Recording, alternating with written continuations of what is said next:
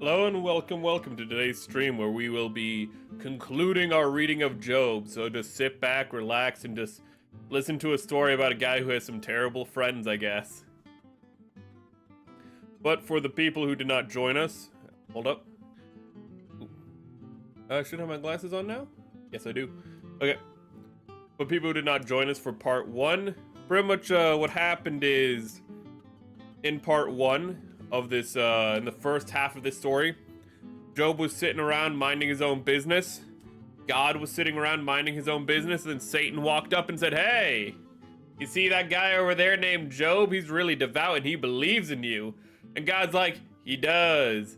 And then Satan was like, I bet I can make him not believe in you anymore. And God is like, I'll take that bet, but you can't kill him. So Satan does everything short of killing Job, using the powers of God. And then Job is like, well, I had a bad time. But then don't worry, his 3 oldest friends come over to help him, you know, grieve and get through this process. And then one by one, each of his friends pretty much says, Job, you're obviously an evil bastard, because why else would God be hating you so much? Like, why else would God just be having such terrible things happen to you if you weren't evil? And Job's just sitting there just like, I don't know why this is happening to me, but the fact that you're just coming over here just assuming I'm evil because bad things are happening to me is wild.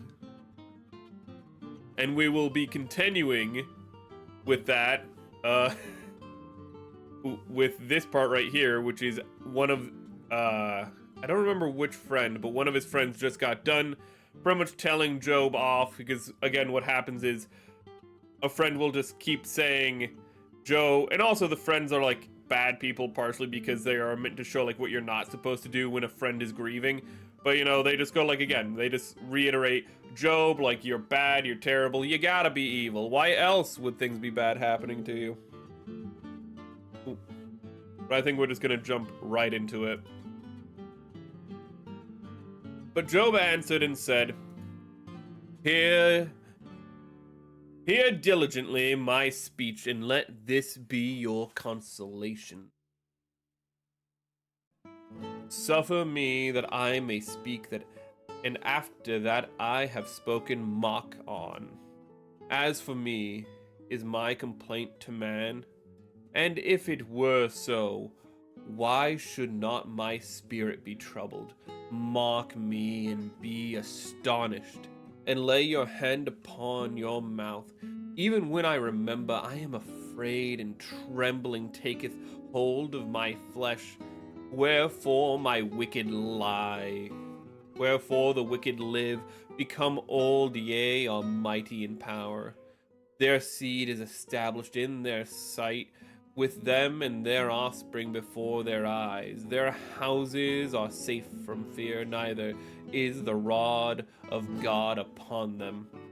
Their bull gendereth and faileth not, the cow calveth and casteth not her calf. They send forth their little ones like a flock, and their children dance.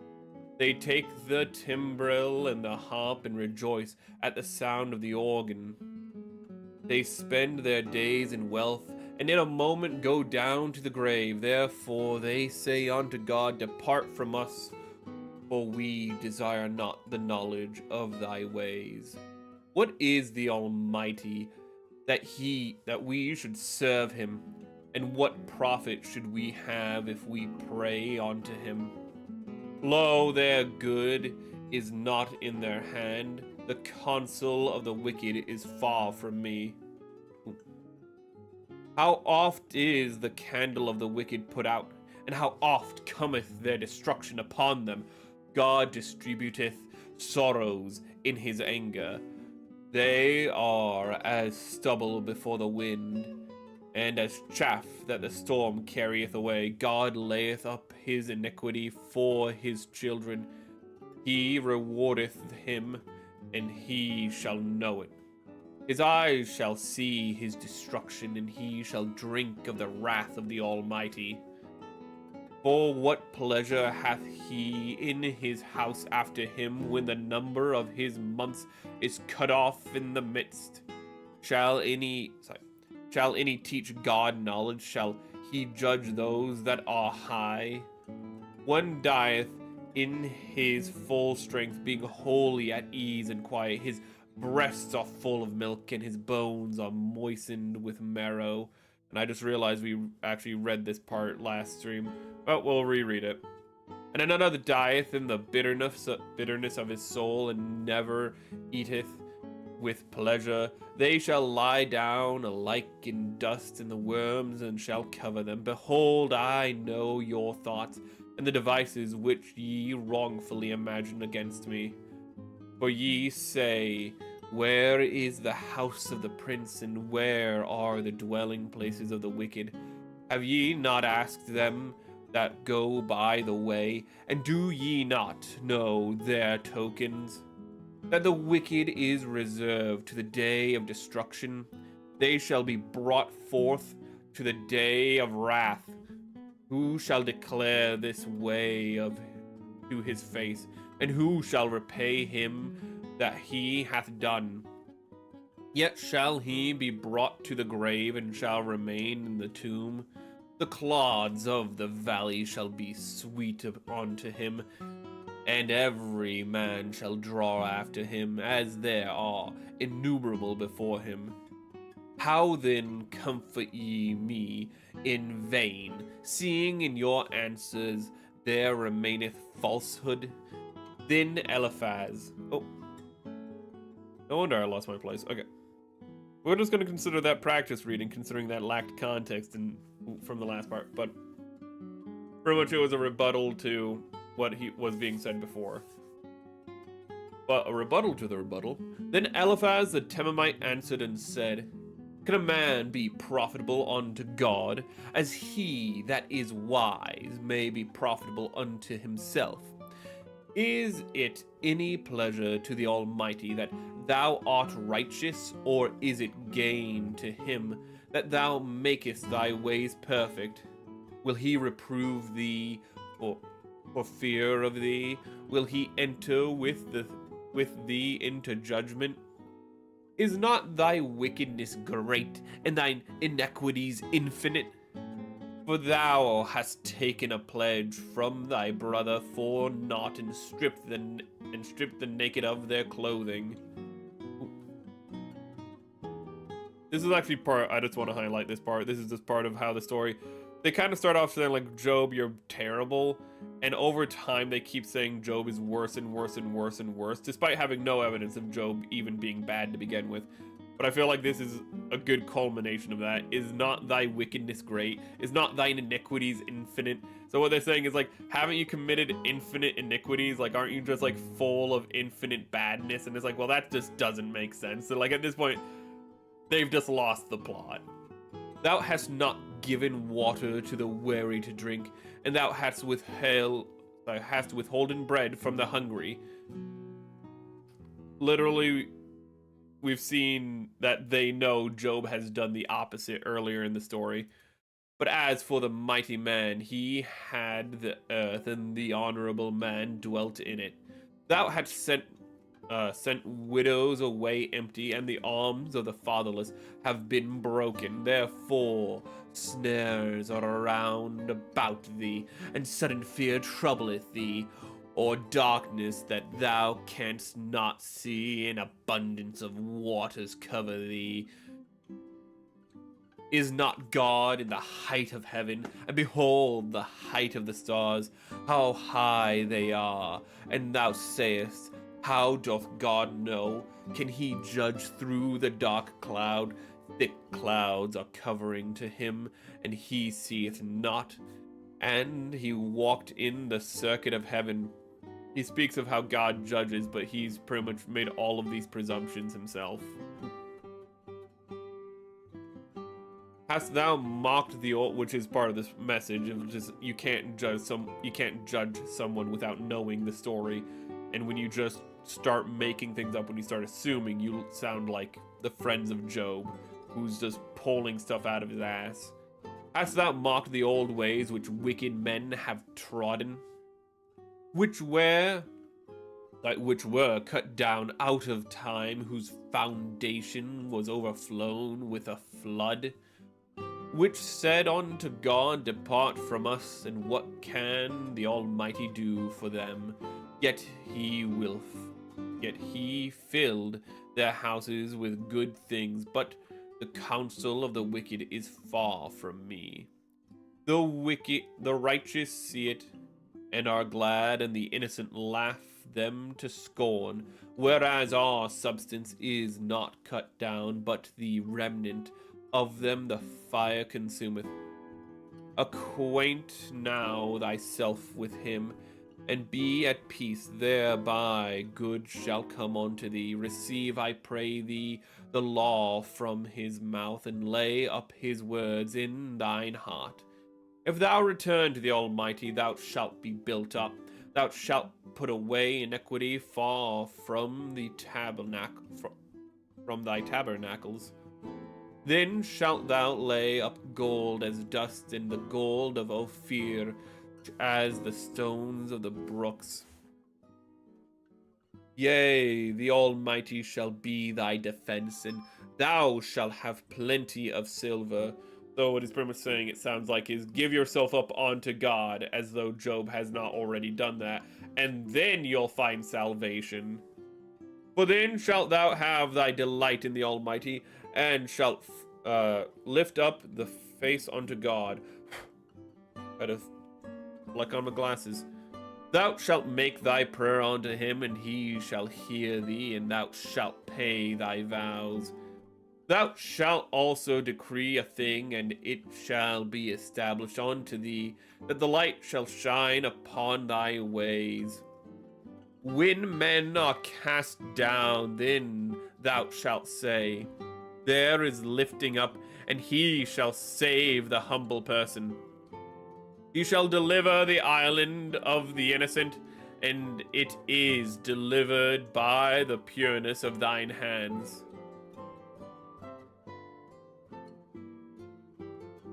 So, they were saying all the bad things happening to you were because you're a bad person, Job, but now they're going a step further and saying the reason no good things happen to you is because there's no good within you, is effectively what he kind of went with all that. And he's like, but you can still be good, just give yourself up unto God. And it's just like, Job, who's more righteous than them, who has done more than them, I'm wondering what he's going to say to it all, as though I haven't already read this.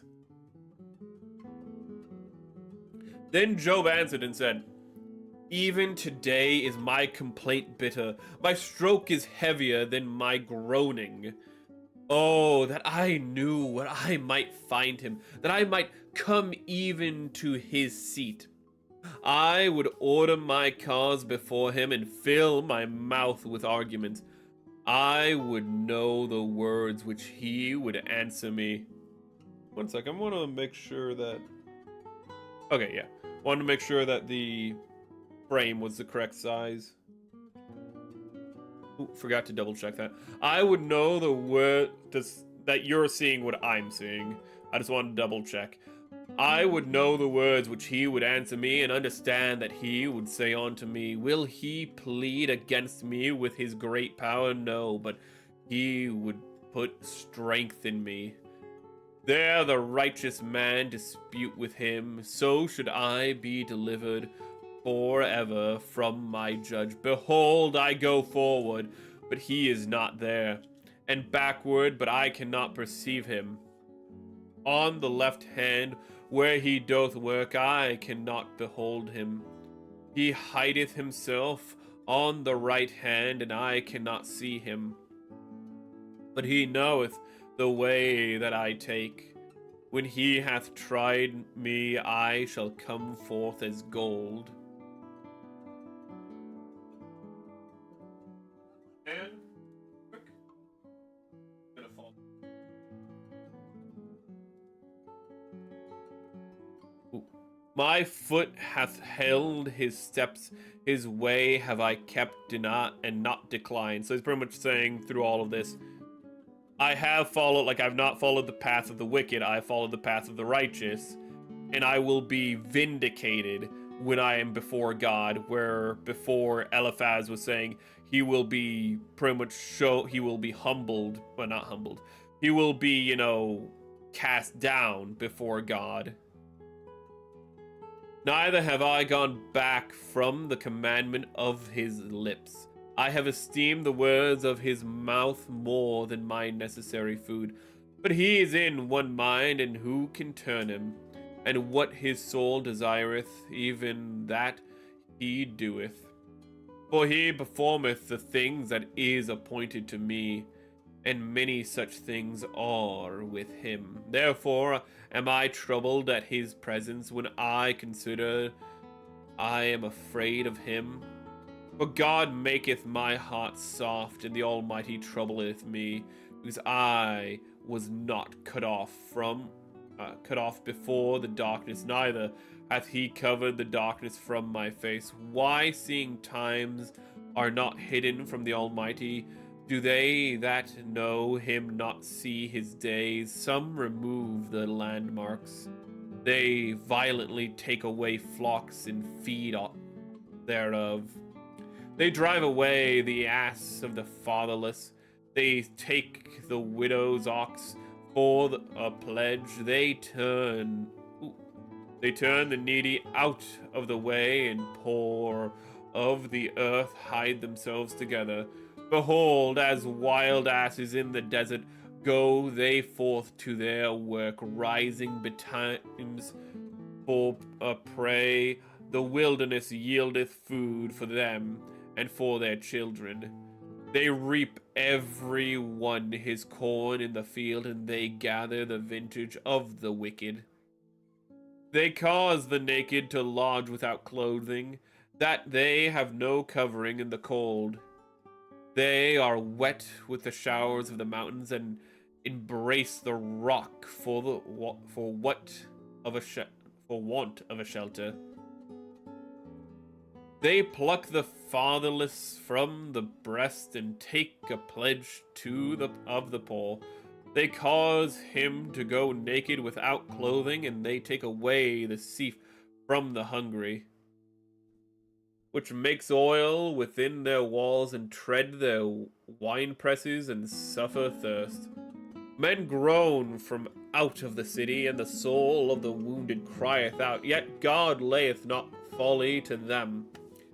They are of those that rebel against the light. They know not the ways thereof, nor abide in the paths thereof.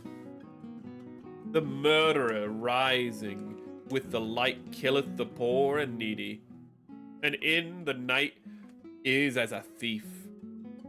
The eye also of the adulterer waiteth for the twilight, saying, no eye shall see me, and disguiseth his face. In the dark they dig through the houses which they had marked for themselves. In the daytime they know not the light. For the morning is to them even as the shadow of the death. If one know them, they are in the terrors of the shadow of death. He is swift as the waters, their portion is cursed in the earth. He beholdeth not the way of the vineyards. Drought and heat consume the snow waters, so doth the grave those which have sinned. The womb shall forget him, the worm shall feed sweetly on him. He shall be no more remembered, and wickedness shall be broken as a tree. He evil entreateth the barren that beareth not, and doth not good to the widow. He draweth also the mighty with his power. He riseth up, and no man is sure of life. Though it be given him to be in safety whereon he resteth, yet his eyes are upon their ways. They are exalted for a little while, but are gone and brought low. They are taken out of the way as all other, and cut off as the tops of the ears of corn. And if it be not so now, who will make me a liar, and make my speech nothing worth? Then answered Bildad.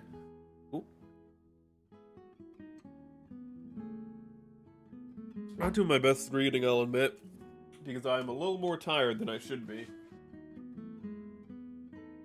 Guess I didn't get as much sleep last night as I should have. And I did not have enough time to take a rest before stream, sadly. Let's just power through it. Then answered Bildad the Shuhite, and said, dominion and fear are with him. He maketh peace in his high places. Is there any number in his armies, and upon whom doth not his light arise? How then can man be justified with God, and how can he be clean that is born of a woman? Behold, even on the moon, and it shineth not, ye, the stars are not pure in his sight. How much less man that is a worm, and the son of man which is a worm? But Job answered and said, how hast thou helped him that is without power? How savest thou the arm that hath no strength? How hast thou consoled him that hath no wisdom? And how hast thou plentifully declared the things as it is? Where do you get off saying all these things effectively? To whom hast thou uttered words, and whose spirit came from thee? Dead things are formed from under the waters, and the inhabitants thereof. Hell is naked before him, and destruction hath no covering. He stretcheth out to... Jesus fucking Christ, that's loud. Ah, crap, that's a Hail Mary. Stretcheth an oath over the empty place, and hangeth the earth upon nothing. He bindeth up the waters in his thick clouds, and the cloud is not rent under him. He holdeth back the face of his throne, and spreadeth his cloud upon it. He hath compassed the waters with bonds until day and night come to an end. The pillars of heaven tremble and are astonished as his reproof. He divideth the sea with his power, and by his understanding is using the wrong part of the mouse and scrolled up by accident.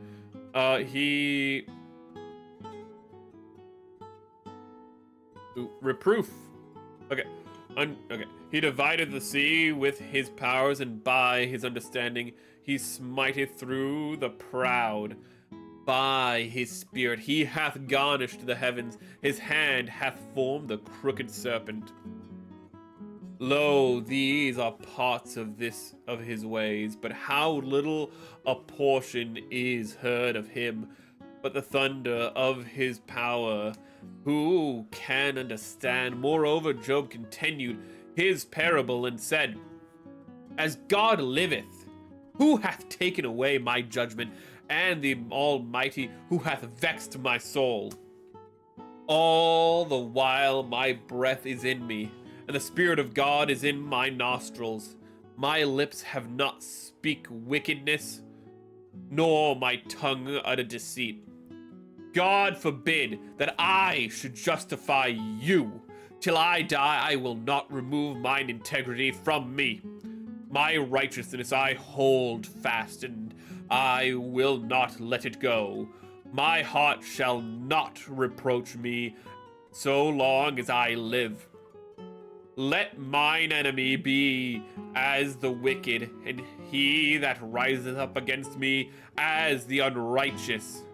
For what is the hope of the hypocrite, though he hath gained when God taketh away his soul? Will God hear his cry when trouble cometh upon him? Will he delight himself in the Almighty? Will he always call upon God? I will teach you by the hand of God that which is with the Almighty will I not conceal. Behold, all ye yourselves have seen it. Why then are ye thus altogether vain? This is the portions of a wicked man with God, and the heritage of oppressors, which they shall receive of the Almighty. If his children be multiplied, it is for the sword, and his offspring shall not be satisfied with bread. Those that remain of him shall be buried in death, and his widows shall not weep, though he Though he heap up silver as the dust, and prepare raiment as the clay, he may prepare it, but the just shall put it out, and the innocent shall divide the silver. He buildeth his house as a moth, and as a booth that the keeper maketh. The rich man shall lie down, but he shall not be gathered. He opened his eyes, and he is not. Terrors take hold of him as waters. A tempest stealeth him away in the night. The east wind carried him away, and departeth, and as a storm hurled him out of his place. For God shall cast upon him, and not spare. He would fain flee out of his hand. Men shall clap their hands at him, and shall hiss him out of his place. Surely there is a vein for the silver, and the place for gold where they find it. Iron is taken out of the earth, and brass is molten out of the stone. He setteth an end to the darkness, and searcheth out all perfection, the stones of darkness and the shadows of death. The flood breaketh out from the inhabitant, even the waters forgotten of the foot. They are dried up, they are gone away from the men. Sorry, I just realized to check something. As for the earth, out of it cometh bread, and under it is turned up as it were fire. The stones of it are the place of sapphires, and it hath dust of gold. There is a path which no fowl knoweth, which the vulture's eyes hath not seen. The lion's whelps have not trodden it, nor the fierce lion passed by it. He putteth forth his hand upon the rock. He overturneth the mountains by the roots. He cutteth out the rivers among the rocks, and his eye seeth every precious thing. He bindeth the floods from the overflowing, and the thing that is hid bringeth he forth to light. But where shall wisdom be found, and where is the place of understanding?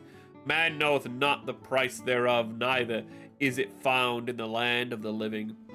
The depths saith, it is not in me, and the sea saith, it is not with me. I cannot be gotten for gold, neither shall silver be weighed for the price thereof. It cannot be valued with gold or fear. With the precious onyx of sapphire, the gold and the crystal cannot equal it, and the exchange of it shall not be for the jewels of fine gold. No mention shall be made of coral or of pearls, for the price of wisdom is above rubies. The topaz of Ethiopia shall not equal it, neither shall it be valued with pure gold. Whence then cometh wisdom, and where is the place of understanding? Seeing it is hid from the eyes of all living, and kept close from the fowls of the air. Destruction and death say, we have heard the fame thereof with our ears.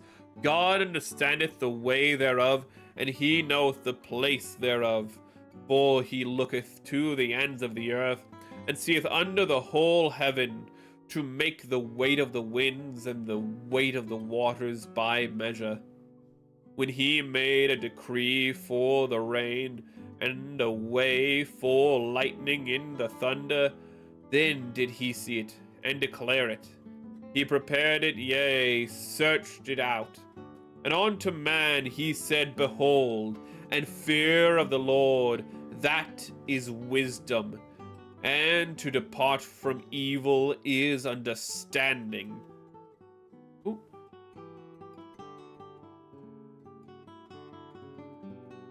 Gonna take a real quick drink.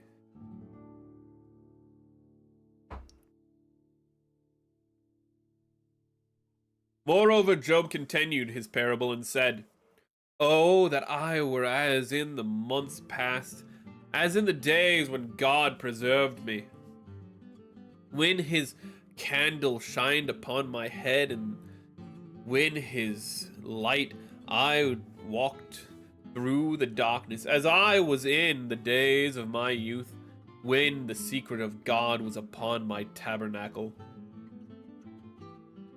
Excuse me? When the Almighty was yet with me, when my children were about me, when I washed my steps with butter. What? And hello, man. Yo, we're just in the middle of reading Job, just doing a reading stream. When I washed my steps with butter, and the rock poured me out rivers of oil, when I went out to the gate through the city, when I prepared my seat in the street, the young men saw me and hid themselves, and the aged rose and stood up. Hope you've been having a good night, by the way, man. Ooh. The princes refrained talking and laid their hand on their mouths. The nobles held their peace, and their tongue cleaved to the roof of their mouth. They were mewing! Sorry. When the ear heard me, then it blessed me, and when the eye saw me, it gave witness to me. Because I delivered the poor that cried, and the fatherless, and him that had none to help him. The blessing of him that was ready to perish came upon me, and I caused the widow's heart to sing for joy. I put on righteous, and it clothed me. I put on righteousness, and it clothed me. My judgment was as a robe and a diadem. I was eyes to the blind, and feet was I to the lame. I was a father to the poor, and the cause which I knew not I searched out. And I brake the jaws of the wicked, and plucked the spoil out of his teeth. When I said, I shall die in my nest, and I shall multiply my days as the sand. Sorry. Then I said, I shall die in my nest, and I shall multiply my days as the sand. My root was spread out by the waters, and the dew lay all night upon my branch. My glory was fresh in me, and my bow was renewed in my hand. Unto me men gave ear, and waited, and kept silence at my counsel. After my words they spake not again, and my speech dropped upon them. And they waited for me as for the rain, and they opened their mouth wide as for the latter rain. You got a baby bird feed him? You feel much more smarter for some reason. It's just a bunch of archaic English, don't worry about it. If I laughed on them, they believed it not. In the light of my countenance, they cast not down. You know, we'll just read it. It's reading, man. We just raise our IQ. We're already above like half the people on the internet. We're literate. I chose out their way, and sat chief, and dwelt as a king in the army, as one that comforteth the mourners. By now they that are younger than I have me in derision, whose fathers I would have disdained to have set with the dogs of my flock. Yea, whereto might the strength of their hand profit me, in whom old age hath perished? For want and famine they were solitary, fleeing into the wilderness in former time, desolate and waste. Who cut up the mallows? Who cut up the mallows? No, who cut up mallows, not the mallows. Who cut up mallows by bushes, and juniper roots from their meat? They were driven forth from among men. They cried after them as after a thief, to dwell in the cliffs of the valleys, in caves of the earth, and in the rocks. Among the bushes they brayed, under the nettles they were gathered together. They were children of fools, yea, children of base men. They were viler than the earth. And now I am their song, yea, I am their byword. They abhor me. They flee far from me, and spare not to spit in my face. Because he hath loosened my cord and afflicted me, they have also let loose the bridle before me. Upon my right hand rise the youth. They push away my feet, and they raise up against me the ways of their destruction. They mar my path. They set forward my calamity. They have no helper. They came upon me as a wide breaking in of waters. That is King James edition. In the desolation, they rolled themselves upon me. Terrors are turned upon me. They pursue my soul as the wind, and my welfare passeth away as a cloud. And now my soul is poured out upon me, and days of affliction have taken a hold upon me. My bones are pierced in me in the night season, and my sinews take no rest. By the great force of my disease is my garment changed. It bindeth me about as a collar of my coat. He hath cast me into the mire, and I am become like dust and ashes. I cry unto thee, and thou dost not hear me. I stand up, and thou regardest me not. Thou art become cruel to me. With thy strong hand thou opposest thyself against me. Thou liftest me up to the wind. Thou castest me to ride upon it, and dissolvest my substance. It's absolutely peak content if in brain.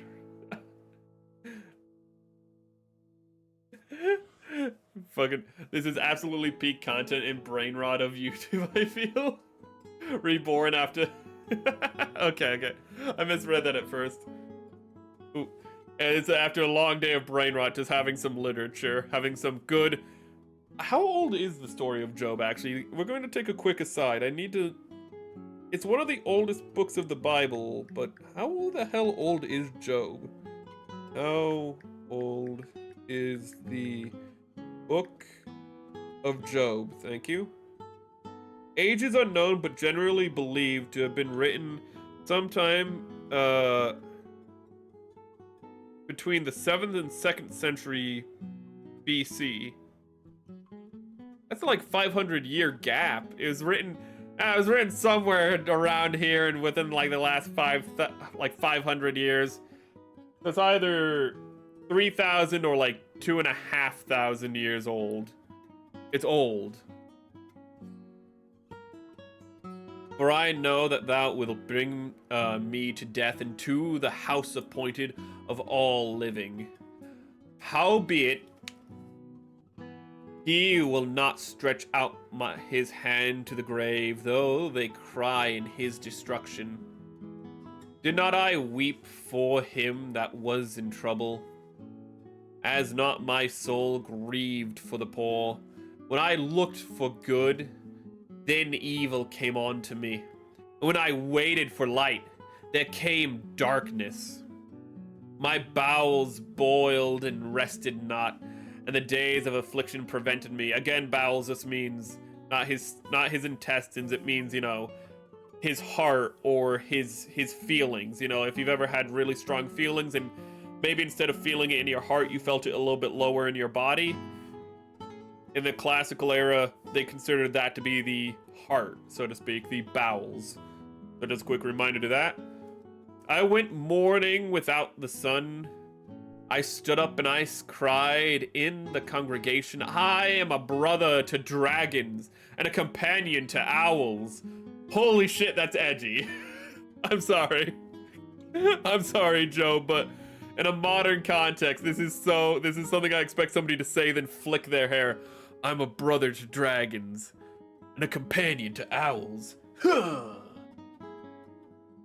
This is premium content compared to those filthy brain rot or AI content YouTube has now. This is what I expect good platform. Yeah. Thank you very much, man. Saw you're late, don't worry. Don't worry, We're in the middle of making fun of Job because he's getting a little edgy. As I said right before I think you arrived, we just read I am the brother to dragons and companion to owls, which both goes hard and is something I expect on somebody's like MySpace page in the early 2000s. My skin is black upon me, and my bones are burned with heat. Oh my god, he's become Justin Trudeau. My harp also is turned to mourning, and my organ into the voice of them that weep. I made a covenant with mine eyes. Why then should I think upon a maid? For what portion of God is there from above, and what inheritance of the Almighty from on high?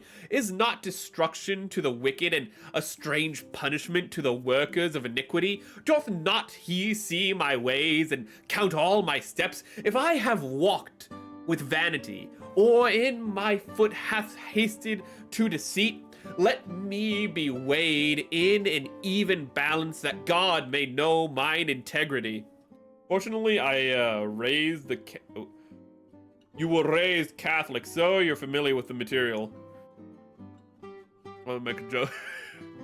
I was raised Catholic, so I'm familiar with the Bible. That feels like an oxymoron. I was also raised Catholic, and a joke I often has is often just the selective reading of the Bible. Ooh. But a lot of time, but that's also why I like to make fun of Catholicism so much. I don't dislike Catholicism at all. In fact, I have more respect than most branches of Christianity, and I still follow it for the most part. Don't have any Catholic churches nearby, but you know, whatever. That's neither here nor there. It's kind of hard to go to church when there's like no churches within 100 miles for some reason. Ooh. We're getting off track though. If my step hath turned out the... Oh god, wait, where the hell did I stop there? Harp hath turned mourning into the organ. Integrity. If my step hath turned out of the way, and mine heart hath walked mine eyes, and if any bolt hath cleaved mine hands, then let me sow, and let another eat, yea, let my offspring be rooted. So in my defense of... I often make the joke that, I actually make the joke that all Christians don't read the Bible, to be fair. I don't just make that as a Catholic joke. But I need to stay on track. I just want to make sure I didn't accidentally skip anything. Okay. If mine heart hath been deceived by a woman, or if I have laid wait at my neighbor's door, then let my wife grind onto another, and let others bow down upon her. Ooh. For this is a heinous crime, yea, it is an iniquity to be punished by the judges. For it is fire that consumeth to destruction, and would root out all mine increase.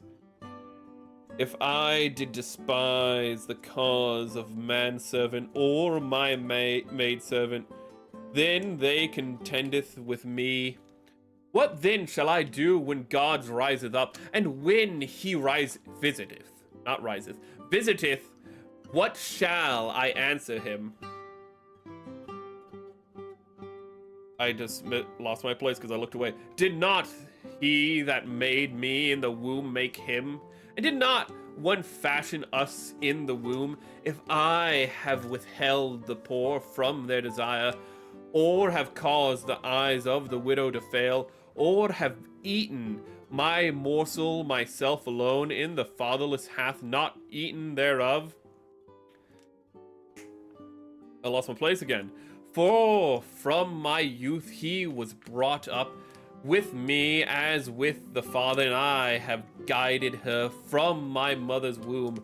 If I have seen any perish for want of clothing, or any poor without covering, if his loins have not blessed me, then, and if he were not warmed with the fleece of my sheep, if I have lifted up my hand against the fatherless, when I saw my help in the gate, then let mine arm fall from my shoulder blade, and mine arm be broken from the bone.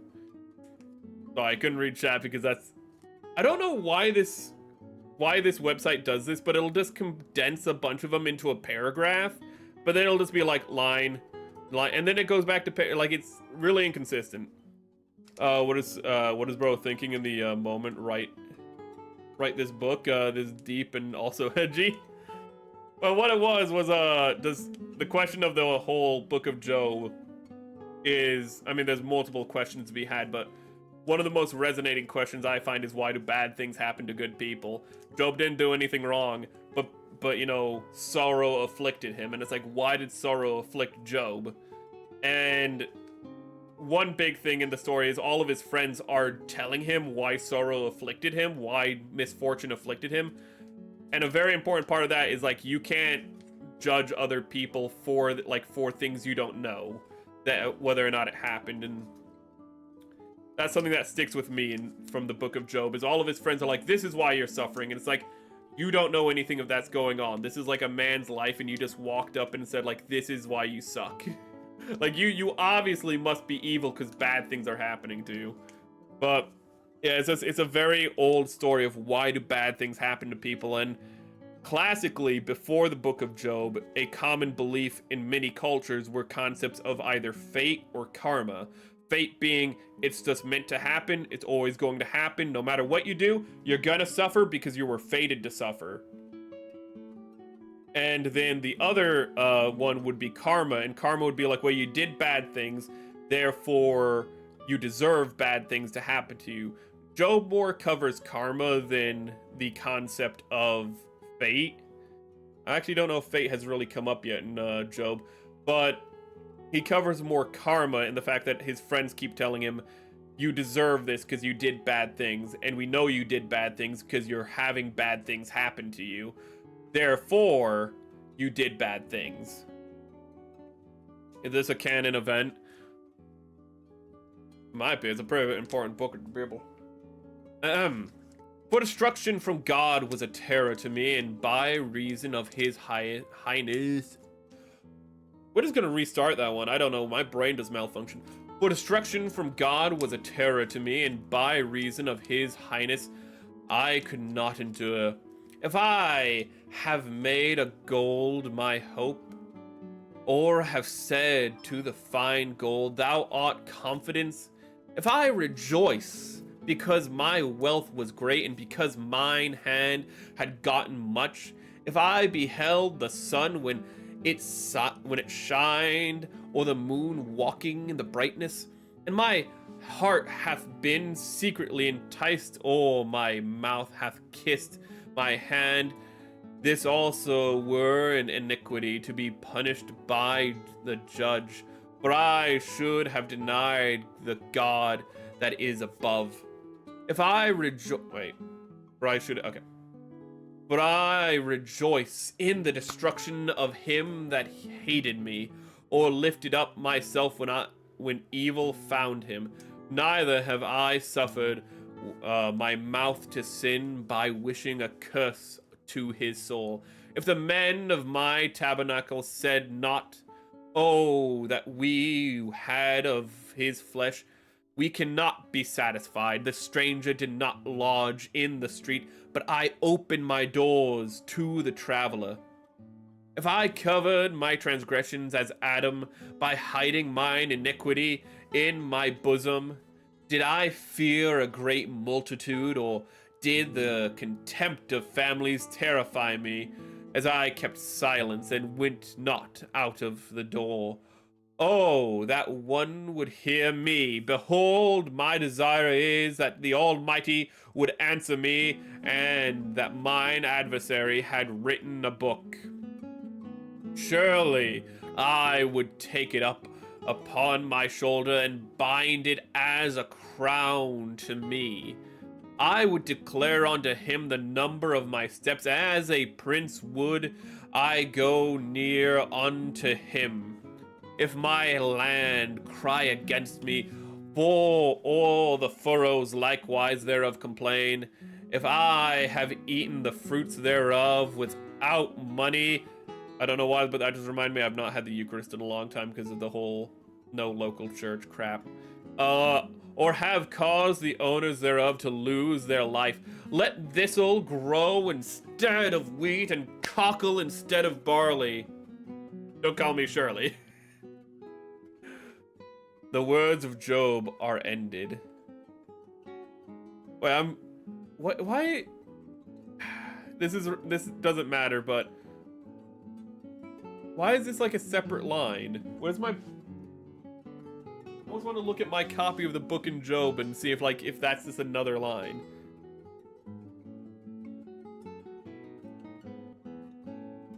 But Job said a lot, and I'm a little too tired to analyze it. But I did like ooh. I do like this part where he kind of just says he's better than Adam, which isn't saying much. But I do like this part where it's like, Adam hid his iniquity. I'm bare to the world. You know, like literally he is bare to the world at this point. I think he might be naked in the book of Job at this point because he's effectively naked. He's torn when misfortune befell Adam effectively. Adam hid his shame with the leaf. Sorry, with the clothing. Adam and Eve put on clothing to hide their shame. But when Job had misfortune befall him, what he did is he tore his mantle, which means he like ripped his clothes off, which means he was bare to the world. So I didn't really put that together of how that's a inversion of Adam and Eve. And I don't think I would have put that together without literally the story telling me. Ooh, that's a very good element to it. This is some self-healing. It is some self-healing. Actually, one thing I talked about earlier is how in the first part, I talked about how like the story of Job really captures like psychology of a guy grieving really well. Because like at first, he's just like, I want to die. I wish I was never born. I don't want to be on this planet anymore. All of my family is dead except for my wife. And my wife told me to like shut up and die. I have nothing left. I want to die. And then like over the course of like what we read last week, Job goes, not last week, 2 weeks ago, Job goes through like a gradual process of being like, maybe I don't want to die. And like his friends keep going, well, you're awful, Job. And he's like, I'm not awful. Like, it's kind of funny because his friends keep like laying into him about how he's a bad person. He kind of goes like, he tells himself he's an awful, he doesn't tell himself he's a bad person, but he tells himself that he wants to like end it all. But having to confront his friends, he's like, well, none of these things are like true of me that you're accusing me of. And he kind of starts getting more and more perspective as the story goes on, and appreciation for not only continuing his life, but also, you know, continuing being a good person, which is something I really like in the story. Like, you can really, if you look at the whole story, you can see Job's character arc throughout the story. It's real clean. And here comes, in 32, if I remember correctly, a complete prick of a character. Because as I said, like, throughout the story, as a primer, Job has just been sitting in the dirt of his former home because his home got knocked down by like a tornado effectively. It got knocked down by the whirlwind, so that could just be a high wind or a tornado, I don't know. But he's just sitting there in the dust, and his friends are like, you're an awful person, Job. This is why bad things happen to you, because you're a bad person. And Job is just like, I'm sick and tired of you people. All of you suck. What's about to happen is a guy named Elihu is about to walk up, have no connection, if I remember correctly, to Job, and go like, you know what, Job, you do suck. So these three men ceased to answer Job because he was righteous in his own eyes. So after, you know, telling Job that he sucked for like God knows how long, they go, okay, obviously we were wrong. Job doesn't suck because like nobody would be this committed to being like, I'm not an evil bastard if they weren't an evil bastard. Then was kindled the wrath of Elihu, the son of Barashel the Buzite, of the kindred of Ram. Oh, dude, he's related to the pink-haired girl from ReZero. Against Job was his wrath kindled because he justified himself rather than God. And if you're wondering where the hell did Elihu come from, This is his first mention in the story. He just pops up here, and he's just about to be the biggest prick ever.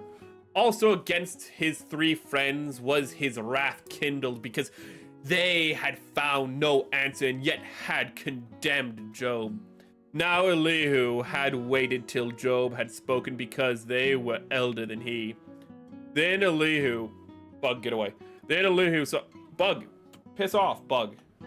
Bug, back!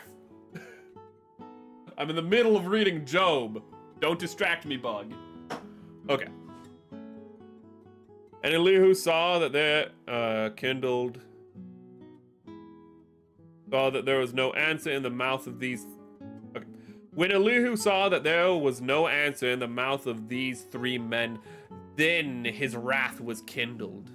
And Elihu, the son of Bereshel, or is that Barakel? Don't know.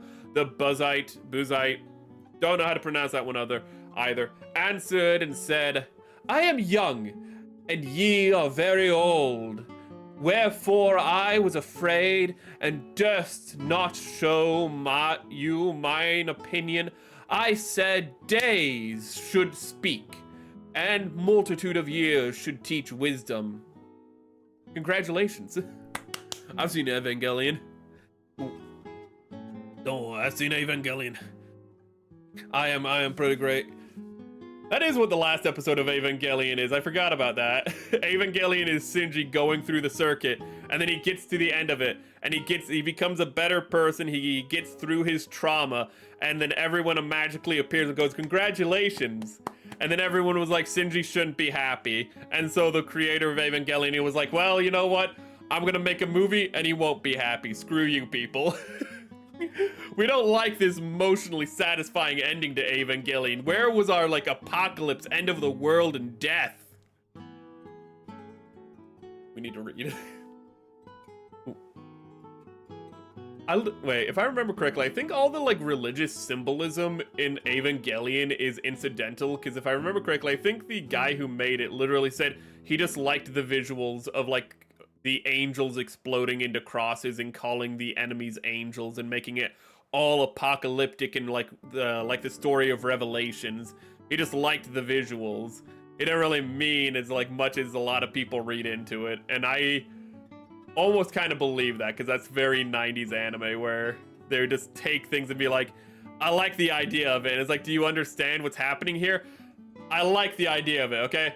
This story has a dude named Jesus, and he pulls a flaming sword out from his throat and goes to war with the damned. That's some metal shit. And it's just like, okay.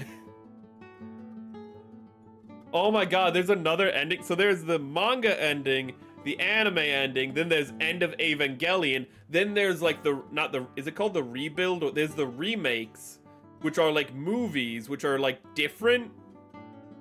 I think like the first movie follows like Evangelion, but after that, it's just like its own story. So there's a lot going on with Evangelion. I said days should speak and multitude of years should teach wisdom. But there is a spirit in man, and the inspiration of the Almighty giveth them understanding. Great men are not always wise, neither do the age understand judgment. Therefore I said, hearken to me, I also will show mine opinion. Behold, I waited for your words. I gave ear to your reasons. Whilst ye searched out what to say. Ye I attended unto you, and behold, there was none of you that convinced Job, or that answered his words. Lest ye should say, we have found out wisdom, God trusteth him down, not man. Now he hath not directed his words against me, neither will I answer him with your speeches. They were amazed, they answered no more, they left off speaking. Manga Shinji is literally King Von Bro actually surpasses depression to save Asuka. Those things happened in the end of Ava okay. Wait, what? I'm gonna have to read the manga. That actually sounds a little interesting. Ooh. Ava manga.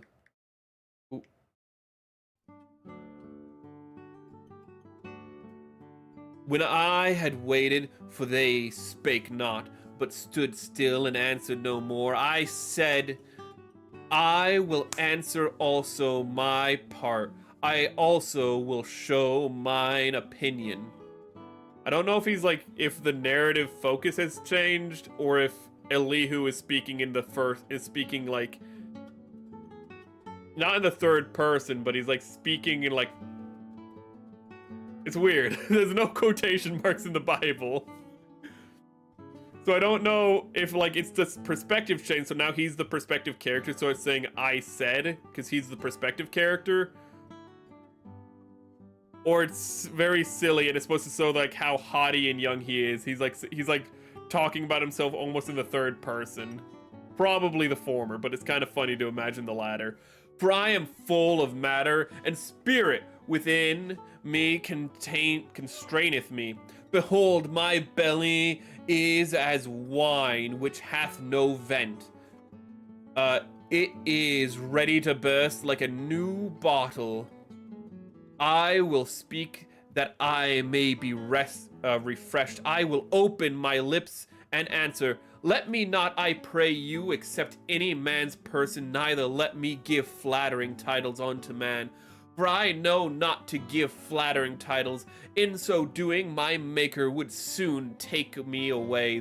Wherefore, Job, I pray thee, hear my speeches, and hearken to all my words. Behold, now I have opened my mouth, and my tongue hath spoken in my mouth. You've said nothing.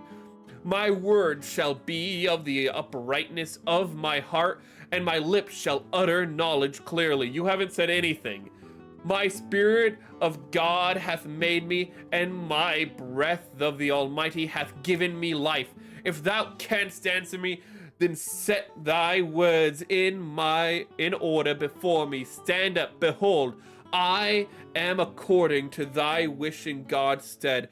I also am formed out of the clay. Behold, my terror shall not make thee afraid, neither shall my hand be heavy upon thee. Surely thou hast spoken in mine hearing.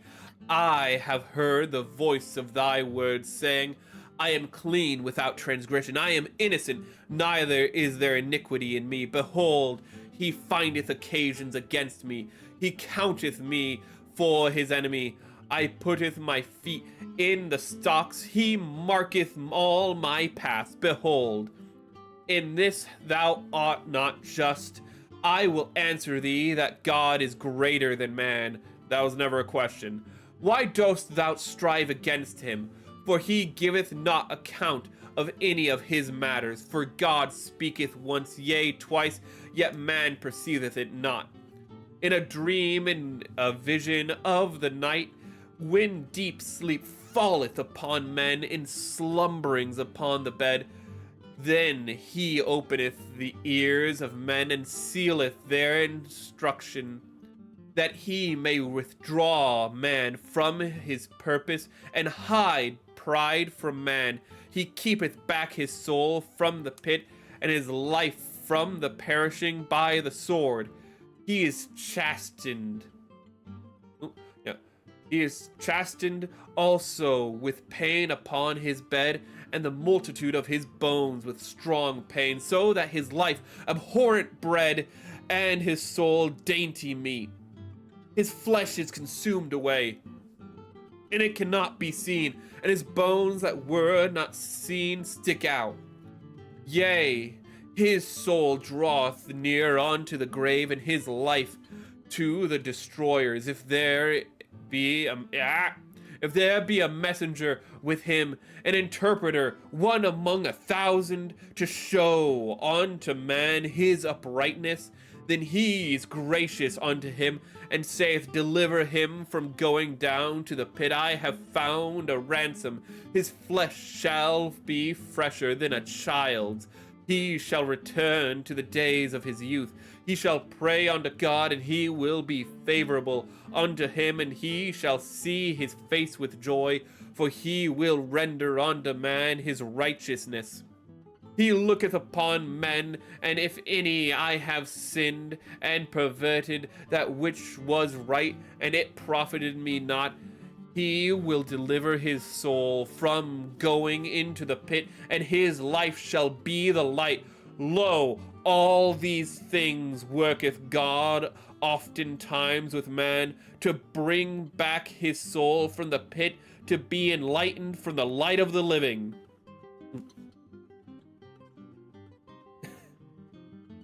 Oh, you're having Wi-Fi problems. I hope it clears up. But you know what? That's what the story of Job is about. We all struggle in our own ways, you know? Sometimes meteorites fall from the sky and kill all of our livestock. Other times we have, like, you know, bad internet connection. Truly, which one is worse?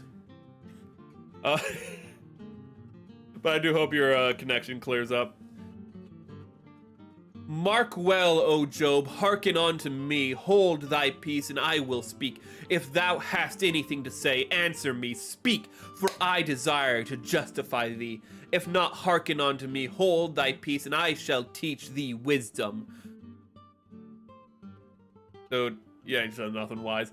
Furthermore, Elihu answered and said, Hear my words, O ye wise men, and give ear unto me, ye that have knowledge, for ear trieth words, and the mouth tasteth meat. When let us choose to us judgment. Let us know among ourselves what is good. For Job hath said, I am righteous, and God hath taken away my judgment. Should I lie against my right? My wound is incurable without transgression.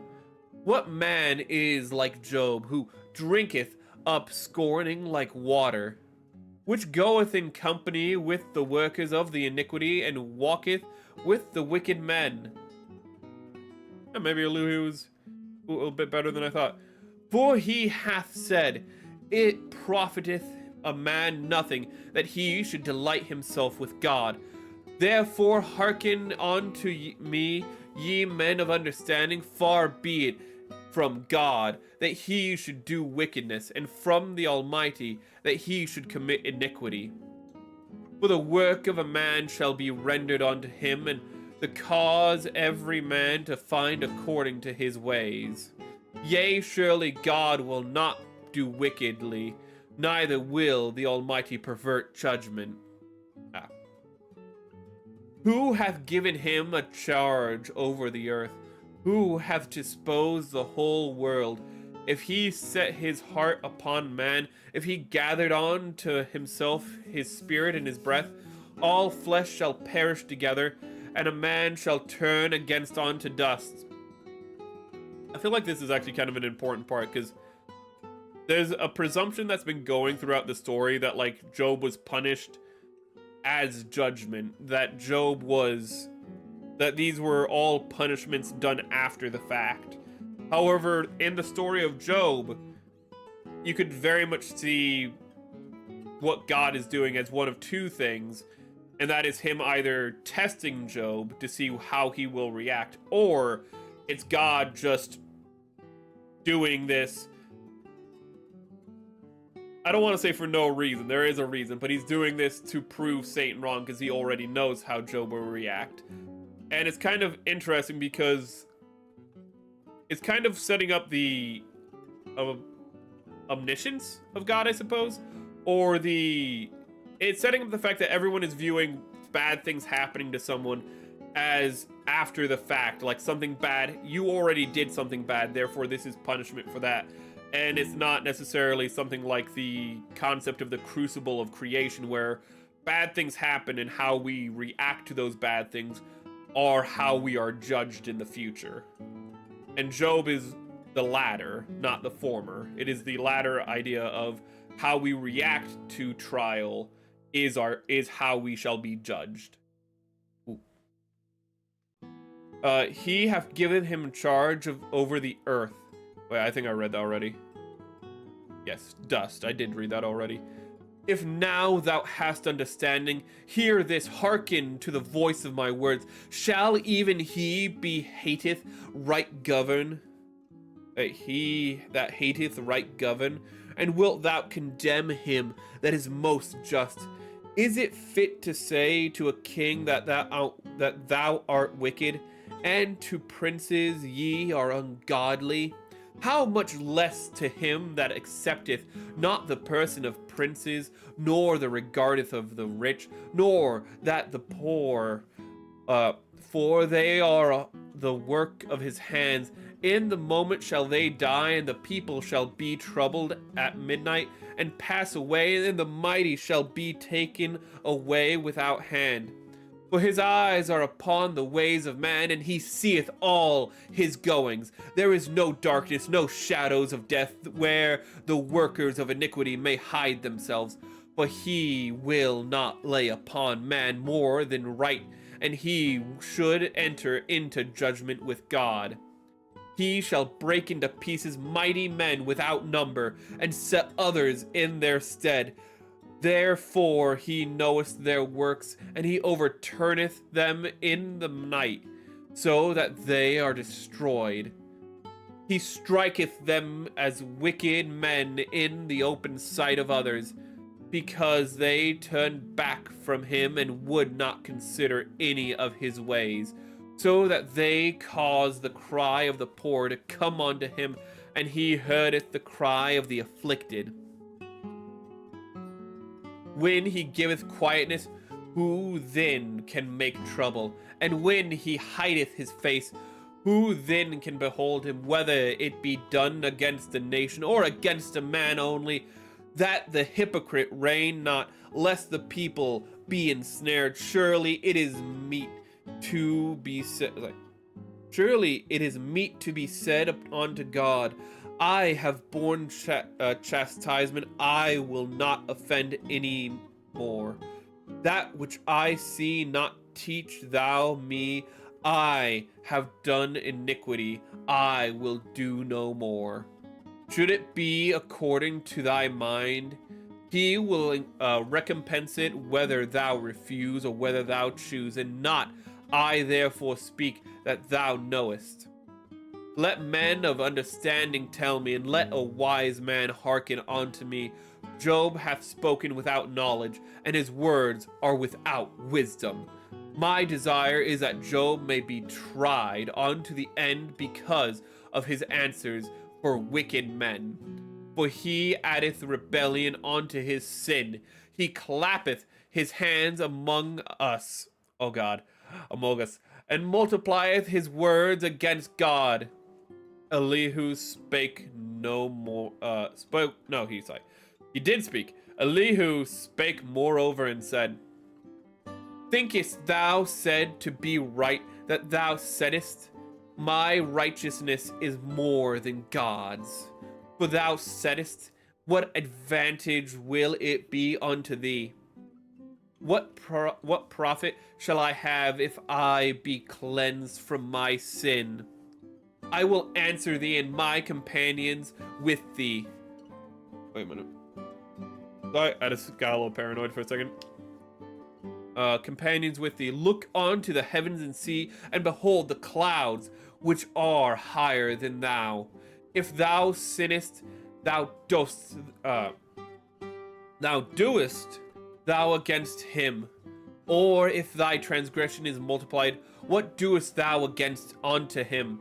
If thou be righteous, what givest thou him? Or what receiveth he of thine hand? Thy wickedness may hurt a man as thou art, and thy righteousness may profit the Son of Man. But reason of the multitude is oppressions. They make the oppressed to cry. They cry out by reason of the arm of the mighty. But none saith, Where is God my Maker, who giveth songs in the night?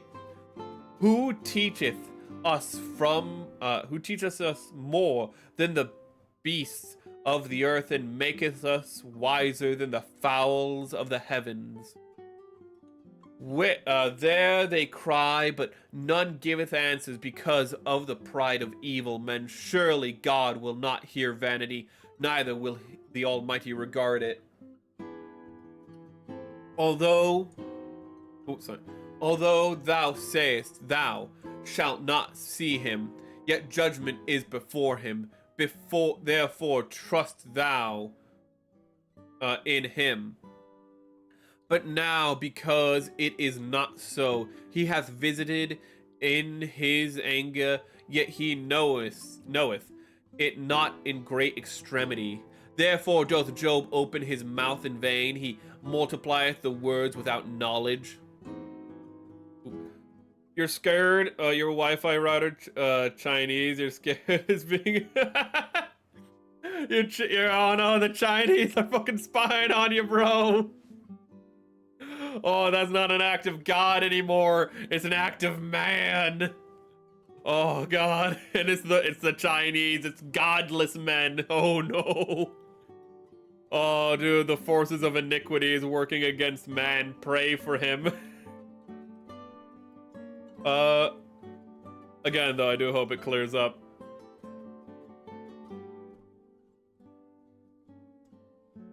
Okay.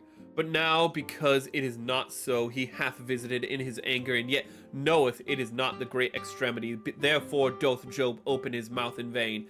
He multiplieth words without knowledge. I'm gonna get some water real quick. I desperately need it. When I'm done with this stream, I'm gonna go to the bathroom and like pee for like a solid 50 seconds. Which is what happened last time we did one of these streams. Elihu also proceeded and said, oh God, he's still talking. Suffer me a little, and I will show thee that I have yet to speak on God's behalf. I will fetch my knowledge from afar, and I will ascribe righteousness to my Maker. For truly my word shall not be false, that he that is perfect in knowledge is with thee. Behold, God is mighty, and despiseth not any. He is mighty in strength and wisdom. He preserveth not the life of the wicked, but giveth right to the poor. He withdraweth not his eyes from the righteous, but with kings are they on the throne. Yea, he doth establish them forever, and they are exalted. And if they be bound in fetters, and be holden in cords of affliction, then he showeth them their work, their transgressions, and they have exceeded. He openeth also their ear to discipline, and commandeth that they return from iniquity. If they obey and serve him, they shall spend their days in prosperity, and their years in pleasure. But if they obey not, they shall perish by the sword, and they shall die without knowledge. And the hypocrite in heart heap up wrath. They cry out when he bindeth them. They die in youth, and their life is among the unclean. He delivereth the poor in his affliction, and openeth the ears of the ears in oppression. Even would he have removed thee out of the strait into the broad place, where there is no straightness. He's going to a gay bar, and that which would be set I should not have said that. Set into the table should be full of fatness, but thou hast fulfilled the judgment of the wicked. Judgment and justice take hold of thee, because there is wrath. Beware lest he take thee away with his stroke. And then a great ransom cannot deliver thee. Will he esteem thy riches? No, not gold, nor all the forces of strength. Desire not the night which when people are cut off in their place. Take heed, regard not iniquity. For this haste thou chosen rather than affliction. Behold, God exalteth by his powers, who teacheth like him? Who hath rejoined him his way? Who can say, thou hast wrought iniquity? Remember that thou magnify his work, which men behold. Every man may see it. Man may behold it afar off. Behold, God is great, and he know him, and we know him not. Neither can the number of his years be searched out. For he maketh small the drops of water. They pour down rain according to the vapor thereof, which the clouds do drop and distill upon man abundantly. Also, can any understand the spreading of the clouds, or the noise of of his tabernacle? Behold, he spreadeth his light upon it, and covereth the bottom of the sea. For by them for by them judgeth he the people. He giveth meat in abundance. With clouds he covereth the light. The command and commandeth it not to shine by the cloud that cometh betwixt. The noise thereof showeth concerning it, the cattle also concerning the vapor. At this also my heart trembleth, is most out of place. Hear alternatively the noise of his voice, and the sound that goeth out of his mouth. He directeth it under the whole heaven, and his lightning unto the ends of the earth. After it a voice roareth. He thundereth with the voice of his excellency, and he will not stay them when his voice is heard. God thundereth marvelously with his voice. Great things doeth he, which we cannot comprehend.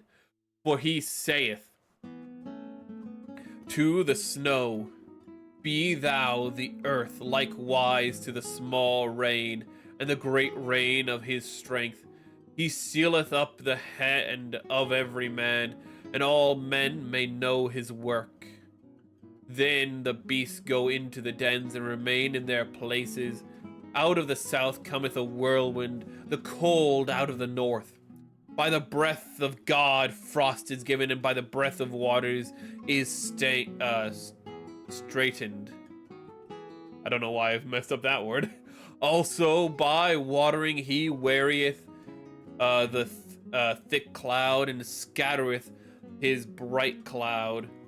And it is turned round about by his counsels, that they may do whatever he commandeth them upon the face of the world in the earth. He causeth it to come whether for correction or for his land, or for mercy. Hearken unto this, O Job. Stand still, consider the wondrous works of God.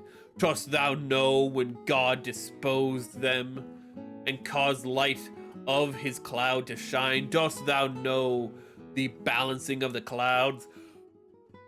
The wondrous works of him which is perfect in knowledge? How thy garments are warm, when he quieteth the earth by the south wind. Hast thou with him spread out the sky, which is strong and as molten looking glass? Teach us what we shall say unto him, for we cannot order our speech by reason of darkness. My voice is starting to hurt talking like this for so long. I'm not talking very different, but I'm using a different part of my voice to like sound slightly different as Elihu, and I hate it. Because I did not think he talked this much, so it's literally killing my voice. Sorry for AFK, but I have to say I love and hate Chinese fiction, like movie or books or novels. Example, Amurim, Journey to the West, etc. Why do you love and hate it? Well, I know that like I always hear good things about like classical Chinese fiction, but I've not checked it out. The only modern Chinese fiction I've checked out is The Three Body Problem, which people were like, The Three Body Problem is the best thing ever. And I watched the, what is it? I don't remember what it was, but it was either Netflix or Apple TV had like an adaptation of it. And it is really bad. The TV show adaptation of The Three Body Problem I would not recommend, because They're struggling. They're like, we need every episode to be 50 minutes. Do we have 50 minutes of content for each episode? No, so we'll just have them explain the same thing like a bunch of times and just make our we'll just drag out our story as much as possible just to fill out as much space. I don't know how we got to 3-body problem. Yes, I do. The journey to the west is starting off Wukong. You know that yeah, I know the Monkey Prince, very influential. That's where Goku was inspired by the Monkey Prince from the Journey to the West. I mean, Toriyama didn't keep that concept, like he was inspired by it and then made his own thing. Dragon Ball is inspired by a lot of things, though, to be fair. That monkey is the game Black. Yeah, I've played some Black Myth Wukong. We never finished it, actually. Have you checked out Hathaway's the trailer too? Yes, I have, and I saw what you meant when you said that, like, how at the end of the trailer, it's just the Kasi Gundam just kind of awkwardly, like, flying over some dunes. It's just like, that's the last shot of the trailer. It's as it floats up and just kind of, it just flies away. It's like, because how it flies, it just puts its flight system up, which is at its shoulders, and it just kind of hangs off of it. So it kind of just looks like an invisible hand is grabbing the Kasi Gundam, and it's kind of just like dragging it across the screen. It's just like, it seems so disinterested. But I have seen the teaser. I think it's more of a teaser trailer than a trailer, because I don't know if much story was announced in it. Chat, where did we leave off?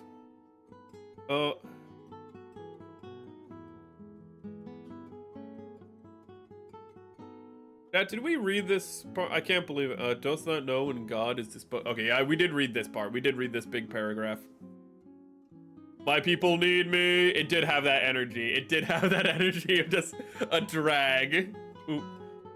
Like, it wasn't like one of those, like, PNG animations at all, because, I mean, for one thing, it's 3-dimensional. But it did have that energy of just, like, of just... Because all the flight system is just those things on its shoulders, so, like, its body doesn't really do much. Oh, even though I just watched the trailer, I don't really know, I didn't really check when it said that the movie's coming out. I can't believe I forgot to see that. Shall it be told, but I'm gonna continue real quick. Shall it be told, another movie filled with UC lore. Ooh. I'm excited to see how the story progresses, but shall it be told him that I speak? If a man speak surely, he shall be swallowed up. And now men see not the bright light which is in the clouds, but the wind passeth, cleanseth them. Fair weather cometh out of the north, with God in the terrible majesty, touching the Almighty. I don't know why, but I twiddled my fingers around, like when I said touching the Almighty. Touching the Almighty, we cannot find out. He's excellent in power, and in judgment, and in plenty of justice. He will not afflict. Men do therefore fear him. He respecteth not any that are wise of heart. Then the Lord answered, You know you must have, like, really messed up when, after everyone has talked for, like, hours on end, you're the one person God personally comes down and has to be like, hold the hell up.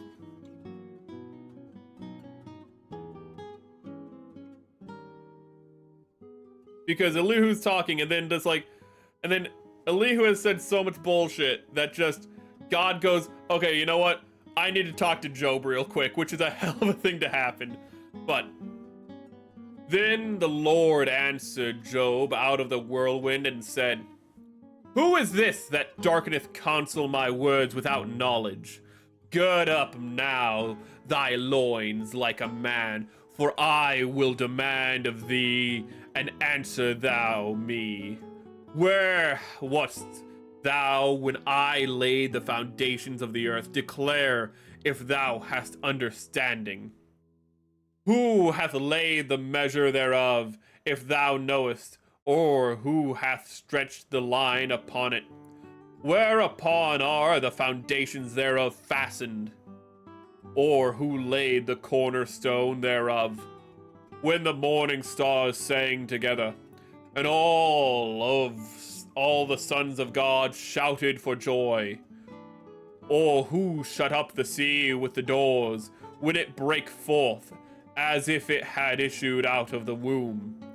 When I made the cloud, the garment thereof, the thick darkness of swaddling band for it, and break up for it my decree place, and set bars and doors, and said, Hitherto shalt thou come, but no further, and here shall thy proud waves be stayed.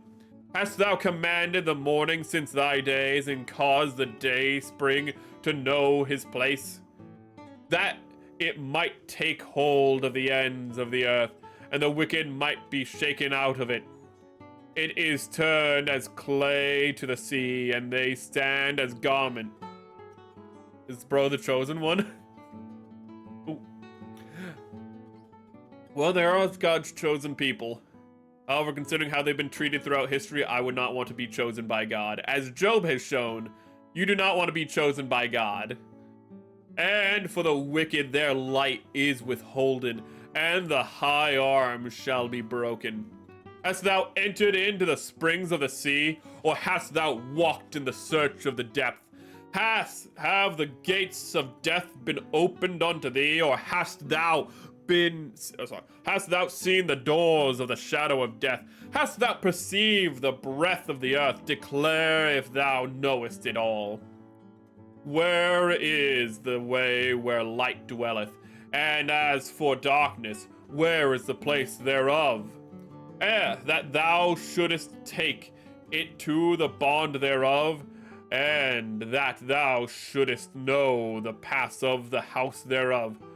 Knowest thou it because thou wast then born, or because the number of thy days is great? Hast thou entered into the treasures of snow, or hast thou seen the treasures of the hail, which I have reserved against the time of trouble, against the days of battle and war? By what way is the light parted, which scattereth east wind upon the earth? Who hath divided the watercourse for the overflowing of waters, or a way of lightning and of thunder, to cause it to rain on the earth where no man is, on the wilderness wherein there is no man, to satisfy the desolate and waste ground, to cause the bud of the tender herb to spring forth? Hath the rain a father, or who hath begotten the drops of dew? Out of whose womb came the ice, and the hoary frost of heaven? Who hath gendered it? The waters are hid as with the stone, and the face of the deep is frozen. Being chosen one sucks ass. Just look at Paul. That's true. Look at Paul Atreides. Ooh, I was actually thinking of Paul before I got to the end of your chat, but yeah, yeah. Paul, you're chosen to be the one to fulfill this prophecy. Literally, that's not true. I'm just the one person who can take advantage of this prophecy. But I'm gonna lie to myself and believe that I am part of this prophecy as a psychological cope. That I'm not manipulating a massive number of people. Oh god, it sucks to be it sucks to be Paul. Paul is is an unwilling hero who never becomes a willing hero. He's just always an unwilling hero and just cannot cope with all the things he has to do because he can see the consequences of all of his actions and the knock-on effects of everything he does, and he's just I cannot live with this, and so he doesn't. Just a B Star Wars reference at this moment. No, Dune. Oh my god.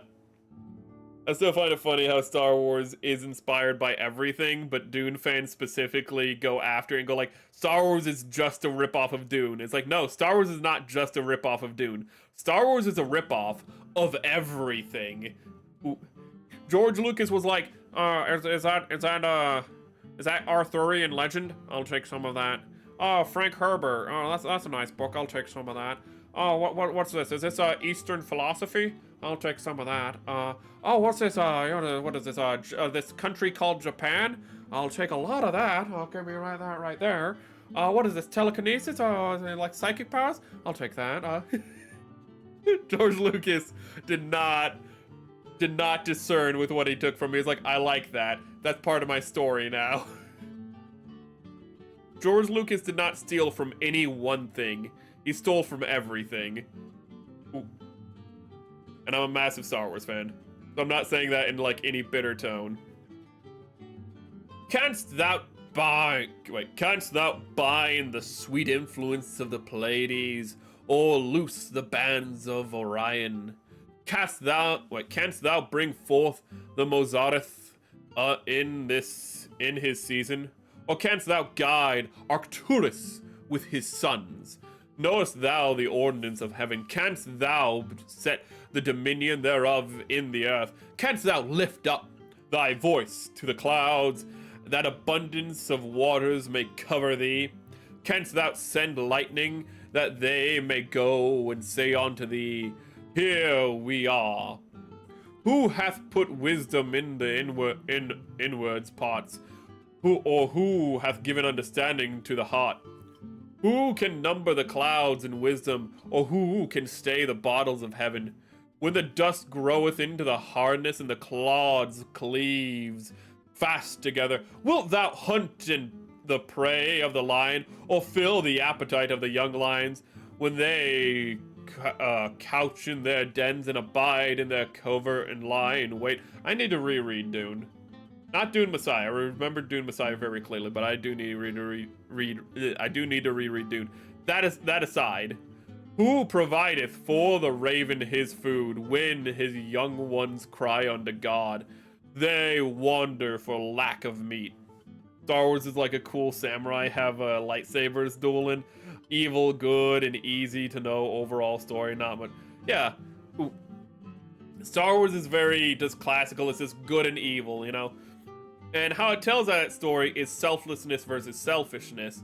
And I don't want to go into a 30-minute tangent about Star Wars. There's a lot to go into.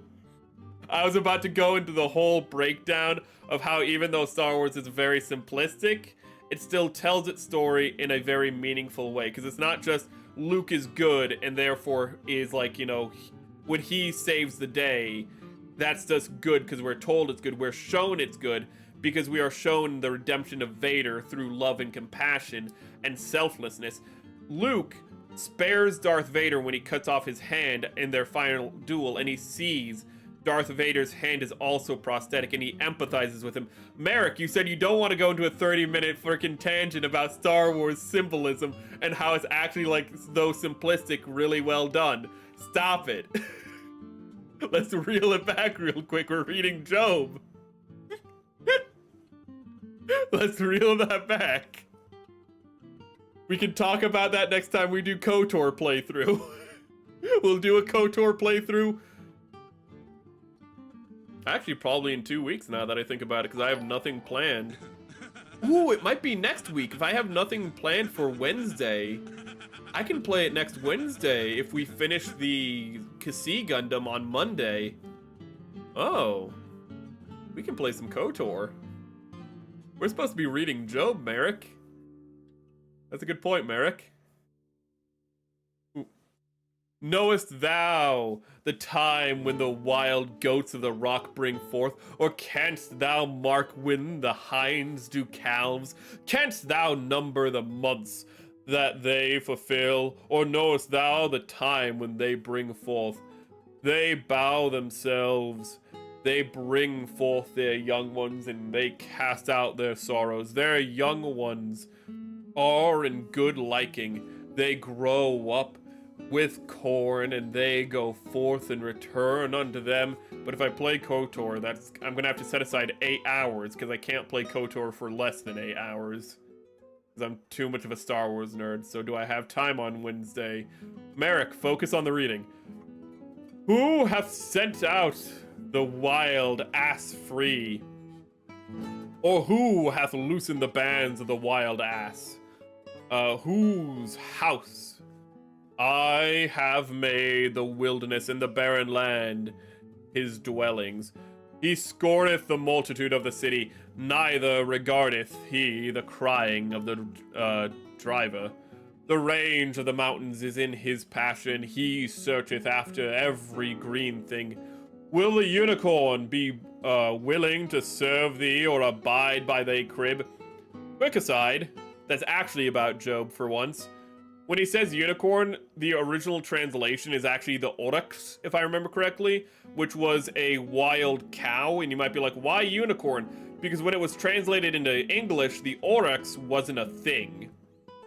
So instead of going with the oryx, they changed it to unicorn to say this wild, fantastical beast that is not... It's like a wild goose chase, but also goose are really prevalent now. But it's the fact that these were really rare animals that were, you know, wild. They were wild cows that were not domesticated, you know, which is why it's like, can you tame the oryx? Or the unicorn in this case. It is an untamable creature, which for the English people who had the Bible... Oh, thank you for the subscription. Thank you very much. That took me off guard. But when it was translated into English, it was made into unicorn so that way the English people could understand what the Bible was saying. Because if you just said, oh, tame the oryx, they'd be like, the hell's an oryx? But if you're like, tame a unicorn, they're like, well, you can't tame a unicorn. It's a wild creature, like, born to be free. Exactly. Ooh, fun little thing about the translation of the Bible. There are some... They localized the Bible, chat. Oh my god. I'm defending localizers. Oh god, what has this become? You know what? No, this is a bad translation. This is awful. How dare they change it from the oryx? Wild ass, I knew a chick like that had a great time, but nothing but pain in the long run. Oh my god. Nothing but pain in the long run. But enough about my hips. She was a real asshole too. Hope next year is a best year for the movie and fiction and get a lot of Bandai fans. I hope both Hathaway does well next year, but also just movies in general, because this year has not been the best for movies in general. Curious Archive made an amazing vid on the unicorn. Ooh. I haven't watched Curious Archive in a while. I was still watching him when he was making videos every week, but then he started making videos that took a little bit more time to produce, and I think I just stopped following it. I did like the Curious Archive. I need to check both if he and the creator, the Bird Planet. I want to check out that one. The Bird Planet was really cool, and he was covering like this speculative evolution that somebody made, where it's just like a planet where they just threw a bunch of finches on a planet. Or I don't even think they were finches. They just threw a bunch of birds on a planet. And then the birds evolved into other birds, and then they started eating each other, and they evolved into other birds, and then some of the birds got smart, but there were also frogs on the planet, and the frogs had really wild evolution. Oh, hello, Shadow. Ooh, besides dragon. The unicorn is probably one of the most commercialized mythical creatures besides the dragon. Yeah. I was trying to think of like a Greek creature, but like... I don't really say, like the Sphinx, not really that commercialized. Like you have a little bit of commercialization. The Chimera, not really. Harpies are commercialized, but that's just because people want to have sex with them. Which is funny, because originally harpies were very depicted as ugly. But hello, Shadow Gale. Bandai needs to publish more Brave Police J. Decker figures. Ooh, I still need to check out Brave Police. I'm happy you mentioned that.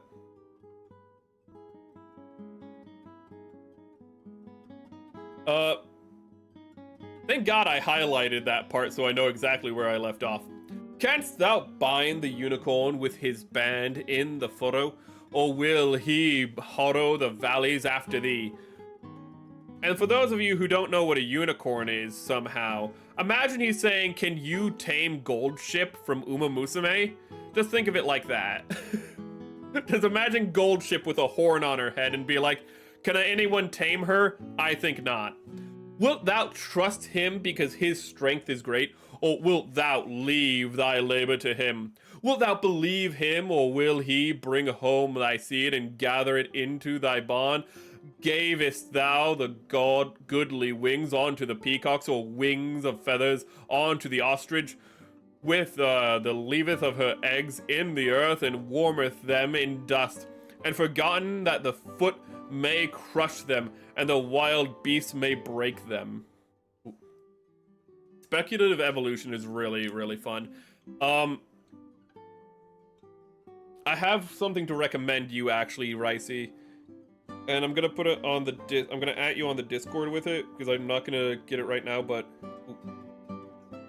See here,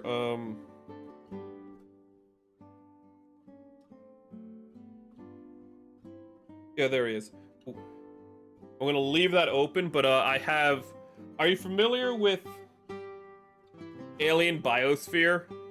If you're not, I have something really nice to recommend you, but if you're into speculative evolution, you might already be familiar with it, but Alien Biosphere is one of the best speculative evolution this series I've ever seen on YouTube, because the guy goes from the evolution of like single cell life to the evolution of sapient life, and he goes through like over 100 million years of evolution, and it's just hours of content of a guy breaking down both how evolution works and how we can apply that knowledge to a speculative environment.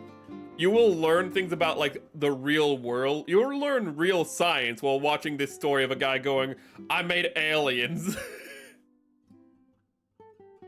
Should I use a stone to polish gunpla? Depending on the stone, maybe, but probably not.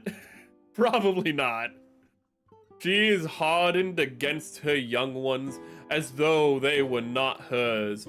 Her labor is in vain without fear, because God hath deprived her of wisdom, neither hath he imparted to the understanding. I'm gonna...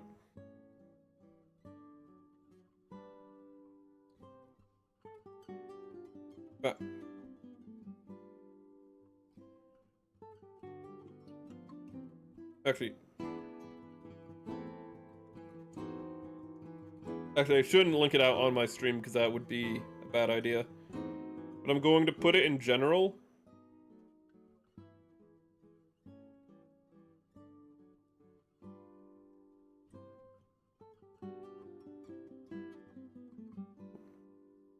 Okay, I just put it in general, the speculative... I just put it speculative under...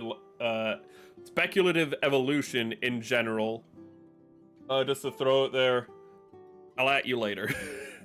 But it is there if you want to go look at it.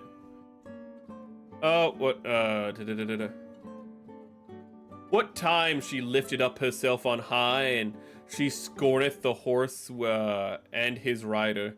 Hast thou given the horse strength, or hast thou clothed his neck with thunder?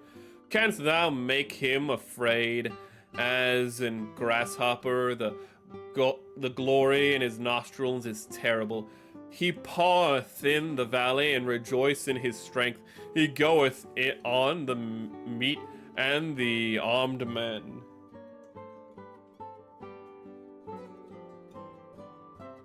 Okay. He mocketh at fear and is not affrighted. Neither turneth he back from the sword. The quiver rattleth against him, and the glittering spear and the shield. He swalloweth the ground with fierceness and rage. Neither believeth he that he is the sound of the trumpet. He saith among the trumpets, ha ha! And he smelleth the battle afar off, and thunder, and the captains, and the shouting. Doth the hawk fly by the wisdom, and the stretch her wings towards the south? Doth the eagle mount up at the command, and make her nest on high? She dwelleth and abideth on the rock, upon the crag of the rock in strong place.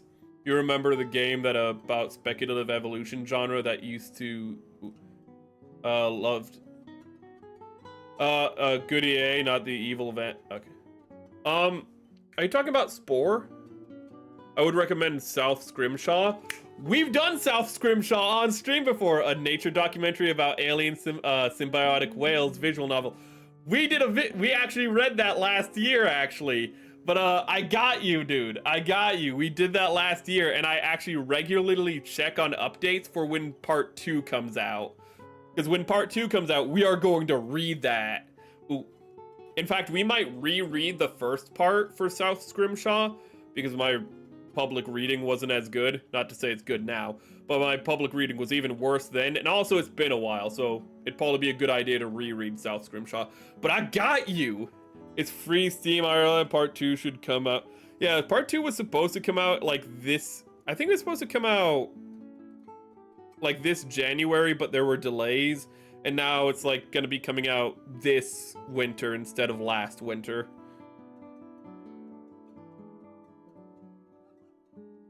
Okay, I see where I was. From thence she seeketh the prey, and her eyes behold afar off. Her young ones also suck up blood, and where the slain are, there is she. Moreover, the Lord answered Job and said, Shall he that contendeth with the Almighty instruct him? He that reproveth God, let him answer it. Then Job answered the Lord and said, Behold, I am vile. What shall I answer thee? I will lay mine hand upon my mouth. Once have I spoken, but I will not answer, yea, twice, but I will proceed no further. Then answered the Lord unto Job out of the whirlwind and said, Gird up thy loins now like a man, I will demand of thee, and declare thou unto me. Which visual novel game should recommend to play, chat? I was gonna recommend you something, but it's actually... There's a horror... if you're into horror, there is a horror...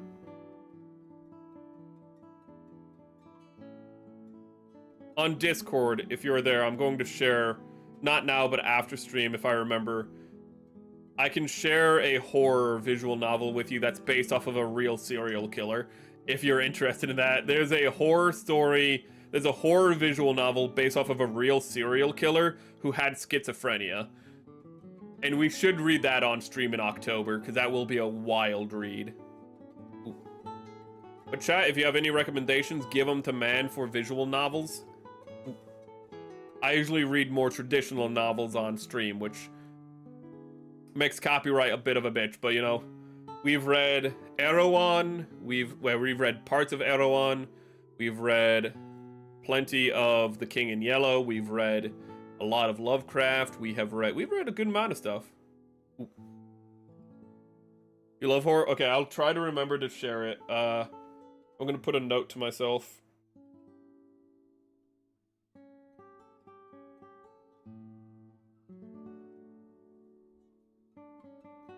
I just can't share it right now because I have to find it because I can never remember its name. And it's gonna take me just like 5 minutes of just like scrolling through like my Steam library, missing it, going back to the top, then reading my entire Steam library, missing it again, then going back and rereading it for a third time, missing it again, then finding it on the fourth time. That's just gonna take too long.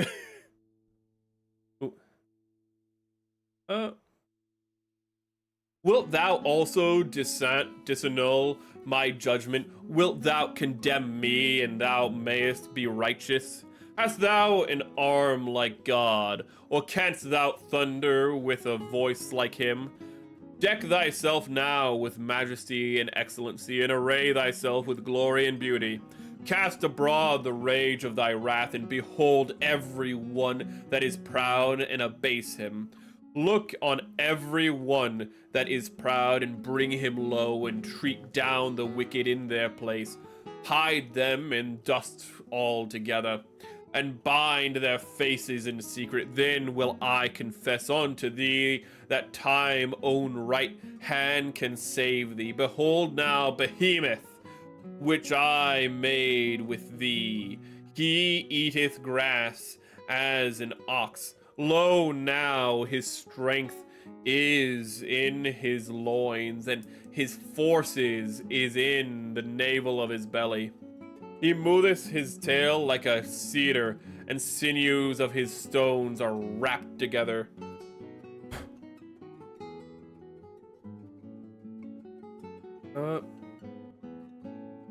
His bones are strong pieces of brass. His bones are like bars of iron. I'll also tell you what the game is at the end of stream if you remind me. Surely the mountain bring him forth food, where all the beasts of the field play. He lieth under the shady trees in the covert of the reed and fens, and shady trees cover him with their shadow. The willows of the brook compass him about. Behold, he drinketh up the rivers, and hasteth not. He trusteth that he can draw up the Jordan into his mouth. He taketh with his eyes, his nose pierceth through the snars. And just so you know how much we have left, we're on 41 right now. We're just about to start 41. If I remember correctly, there's only 42 chapters to Job, so we're on the penultimate chapter right now, if you're wondering how much we have left. This might be controversial, but I don't think media based on IRL killers is a good thing. You're giving killers reputation and making entertainment out of killing another person. I don't think the story is about him killing people. I think it's more about, like, I don't know if it's like a one-to-one, if it's meant to be based off him or it's inspired by, but it's more based off the fact of, like, what his home life was like what made this man into a horrible person. So it's more of a kind of cautionary tale than a look at this. Like, it's not, I don't think it shows any of the murders. It is very much to show, like, how this man, how a monster was made, more or less, to my understanding. It's not made, I know what you mean, like, you know, taking real murders and, like, you know, dramatizing them, I do think is, you know, tasteless, but they don't do that in this, if I remember correctly. What they do is they show the creation of a irredeemable person through both mental illness and how he was raised, because what you see is how the man was raised, and how he was raised was in a very, very, very bad environment. Oh, much like those money-making crime scene videos on YRB. Yeah, it's not glorifying the acts. It's very much more or less showing the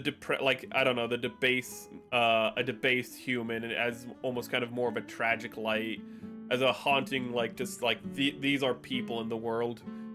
Canst thou draw out Leviathan with a hook, or his tongue with a cord which thou lettest down?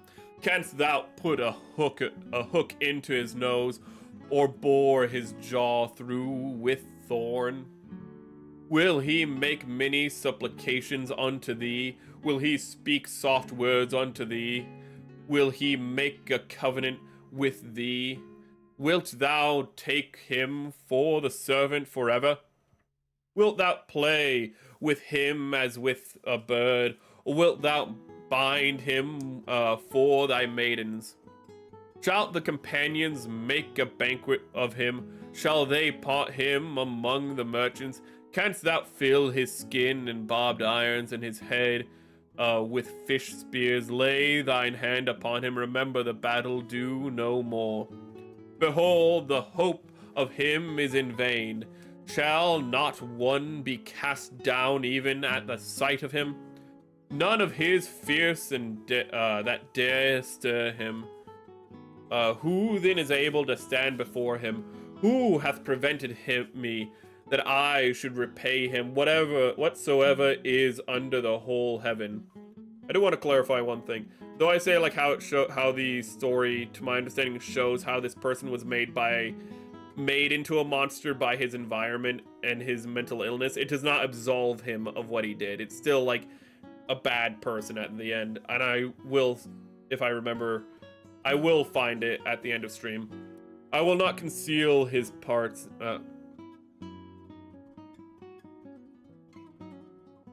I will not conceal his parts, nor his power, nor his comely proportion. Who can discover the face of his garment, or who can come to him with his double bridle? Who can open the doors of his face? His teeth are terrible round about, his scales are his pride, shut up together as with a close seal. One is so near altogether that no air can come between them. They are joined to one to another. They stick together that they cannot be sundered. By his neasing, a light doth shine, and his eyes are like an eyelid of the morning. Out of his mouth go burning lamps, and sparks of fire leap out. Out of his nostrils goeth smoke as out of the seething pot of the cauldron. His breath kindleth coals, and flame goeth out of his mouth. In his neck remaineth strength and sorrow, and turned into joy before him. The flakes of his flesh are joined together. They are firm in themselves, they cannot be moved. His heart is as firm as stone, yea, as hard as a piece of the nettle millstone. When he raiseth up himself, the mighty are afraid. By reason of breaking, they purify themselves. Is controversial content when you put the crime scene explanation wrong way. Like existence of a Jeffrey Dahmer fan raised after the documentary on. Oh yeah, I do know that, where they almost like how they present it is in a way that like they either like present it so fictionally that people don't appreciate that it. I don't know the case of Jeffrey Dahmer like that. I know the documentary you're talking about, but I haven't seen it. But it's like sometimes people like will dramatize something so much that it creates a disconnect, and people view it like a fictional character. And you know, you'll like a fictional character when they do really bad things, and they won't make, but like it's not a fictional character, it's a real person. But how the documentary, or how the people making like the video, if it's like say more of a casual YouTube video, they might dramatize it to the point where it becomes not really, like it disassociates from the viewer because they can't understand what's happening. Ooh.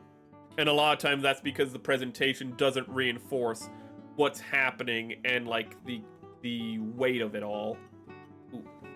They present it, sometimes, I don't know if they did this in the documentary, but sometimes documentaries and works like that will present reality like fiction, and the human brain is designed to like look at fiction and use it as a thought experiment, not to actually treat it like reality. So what ends up happening is people get that part of their brain hijacked, and they treat very real horror as they would fiction, because they don't realize that, because their brain is effectively being hijacked by it being presented the wrong way.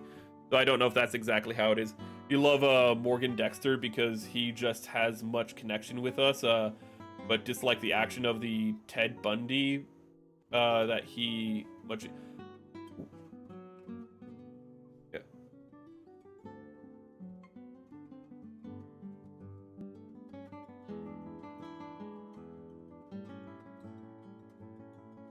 Yeah. Yeah, like you look at Dexter and you're like, I see the character, like he's not real, and you can relate to him even though he's kind of a weirdo who's like a sociopath pretending to be a normal person, but you can understand him and you can like relate to him.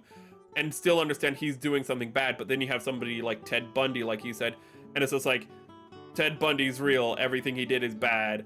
There's no, like, connecting with him in that regard. Ooh. His heart is, I'm just gonna continue. His heart is firm as stone, yea, as hard as a piece of nether millstone. When he raiseth up himself, the mighty are afraid. By the reason of breaking, they purify themselves. The sword of him that layeth at him cannot hold. The spear, the dark, nor the, Harbigen? He esteemeth iron as straw and brass as rotten wood. The arrow cannot make him flee. Sling stones are turned with him into stubble. Darts are counted as stubble, and he laugheth at the shaking of a spear. Sharp stones are under him. He spreadeth sharp pointy things upon the mire. He maketh the deep to boil like a pot, and he maketh the sea like a pot of ointment. He maketh a path to shine after him. One would think of the deep to be hoary. Upon earth there is not like him, who is made without fear. He beholdeth all high things. He is a king over all the children of pride. Then Job answered the Lord, and said, I know that thou canst do everything. I know that thou canst do everything, and that no thought can be withholden from thee. Who is that hideth counsel without knowledge? Therefore have I uttered, that I understood not things too wonderful for me, which I knew not. Hear, I beseech thee, and I will speak. I will demand of thee, and declare thou unto me.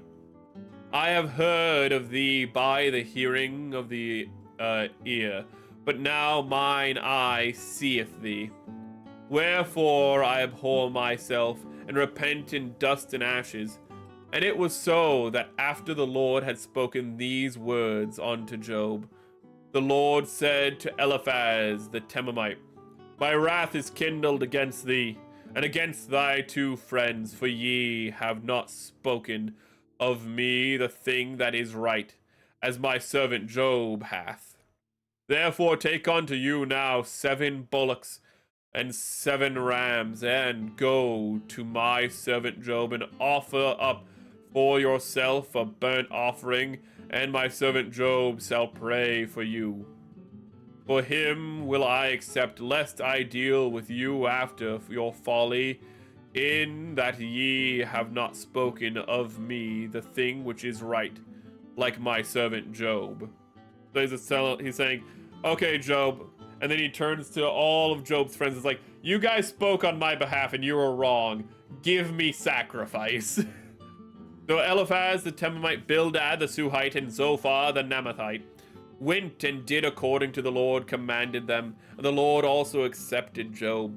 And the Lord turned the captivity of Job when he prayed for his friends. Also the Lord gave Job twice as much as he had before.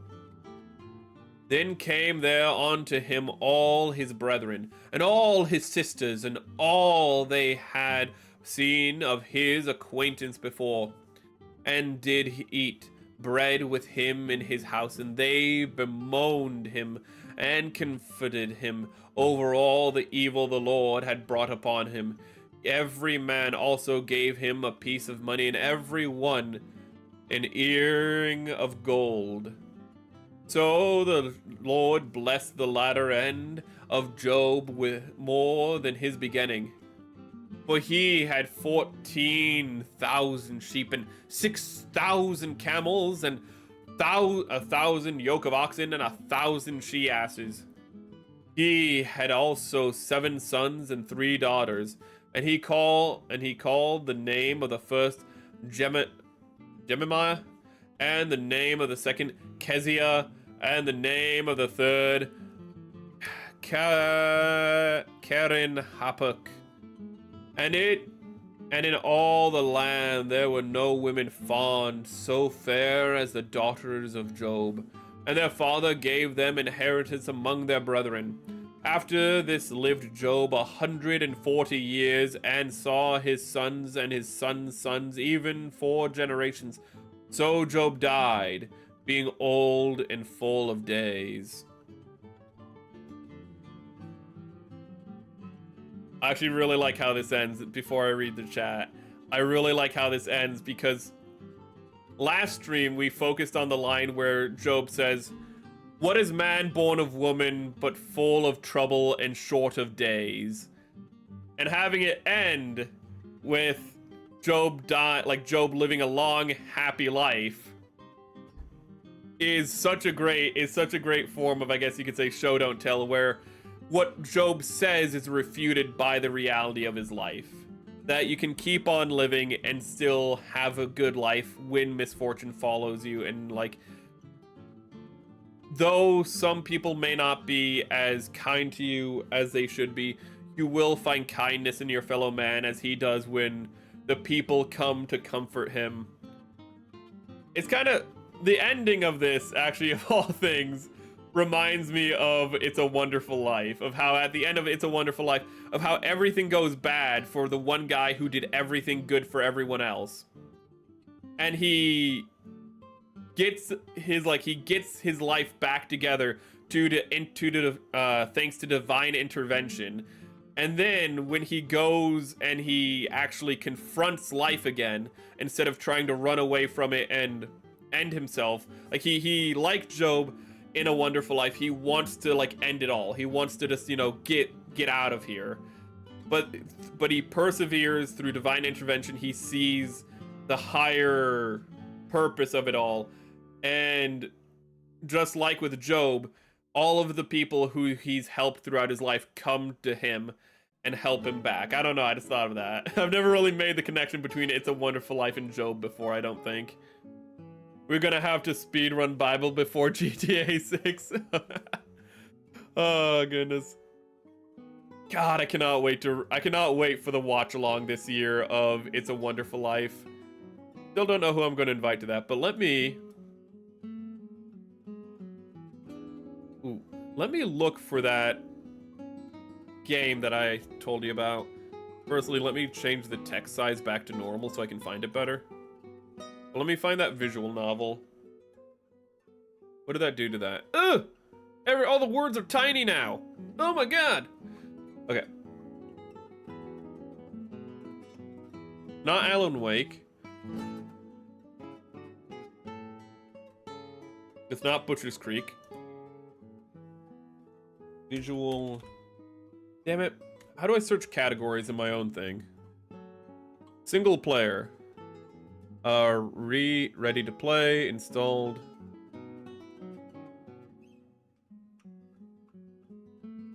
Visual novel. Okay.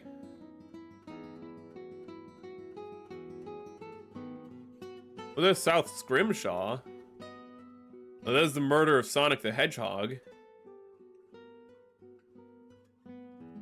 Huh. Why do I not see this? Oh, wait a minute.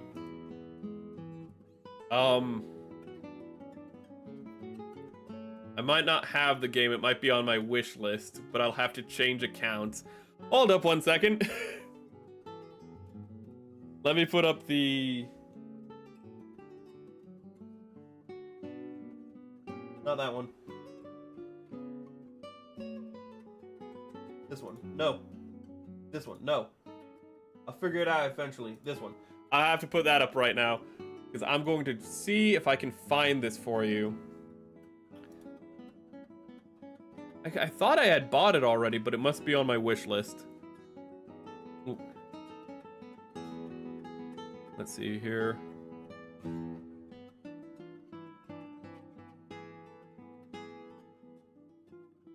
Okay. Then we go to here, wish list.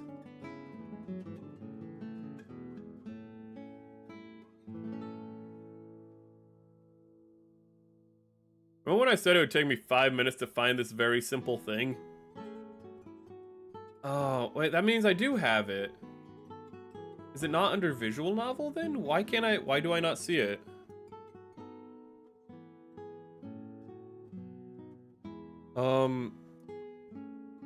Horror. Psychological horror? Not Call of Cthulhu, not Dead Space, not Deadly Premonition, not getting... Wait, why is Getting Over It classified as... Why is that classified as psychological horror? Not Idle Showdown, not My Side, not Mr... Why is Mr. President also psychological horror? What is going on here? Dunalis... Where... Wait a minute. Why can I not find this game anywhere?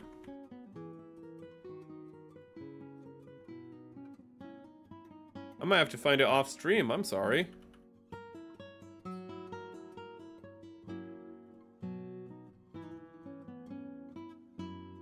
This is... Huh.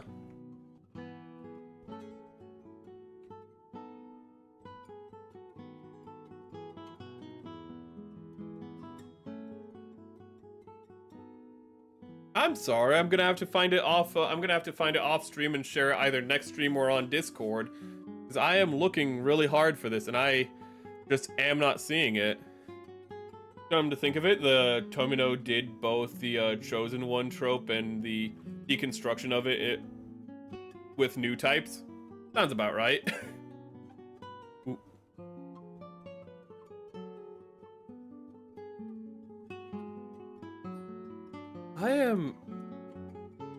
Tomino is a pretty good writer. Tomino is the best kind of like angsty writer, where like he never becomes like an edgy boy when he's writing, but you can just see that this dude has a lot of like emotional problems and a lot of angst, but he's working through it with his writing. I am so pissed that I just do not see this game anywhere.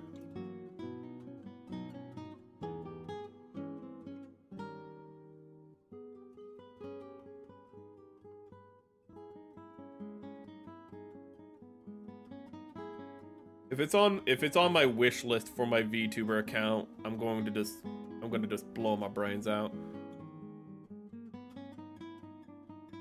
I could have sworn I had this game already downloaded, but I don't see it anywhere.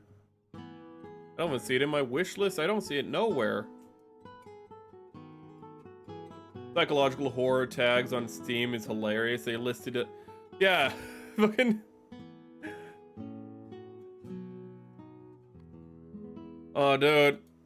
Then again, how some people react to Getting Over It, I suppose it might be psychological horror. In that defense. Hades. Chilla's art, Chilla's art, Chilla's art, nobody wants to die. Ah, there it is, there it is, there it is, there it is. There it is. This is it. I found it. I don't own it. Okay. It's only $8, but it's it's Masochism, which is spelled like this.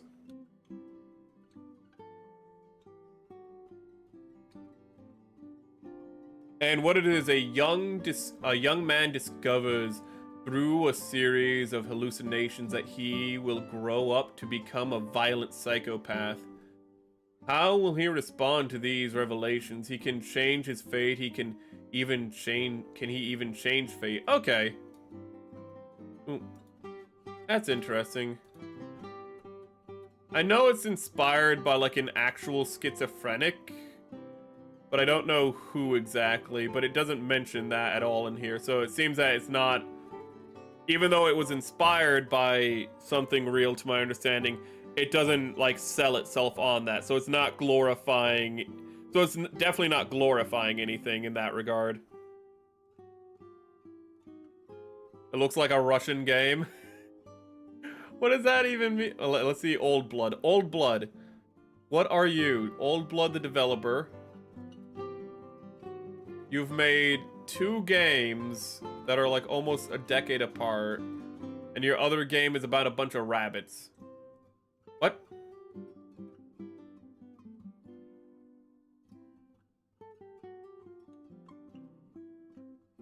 We might a streamer I like has actually heavily recommended Massicosia, so we'll probably check it out in October.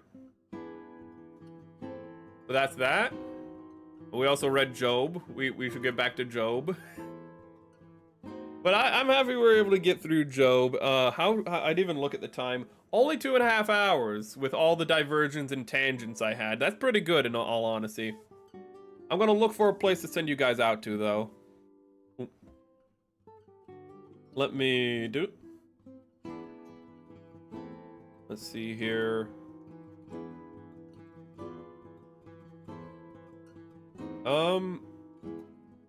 Is anyone doing a visual novel right now on YouTube that I follow? Because that would make a lot of sense to send somebody to a visual novel.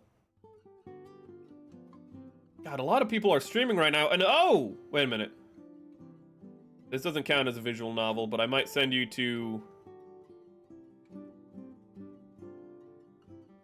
Power Lines, because he's reading. I'm gonna send you to Power Lines, because he's reading. That's close enough. He's playing Blue Archive. Thanks for the stream. You're welcome for the stream. Here's a blue-haired guy playing Blue Archive. It was meant to be. I think he's playing Blue Archive. Yeah, he's playing Blue Archive.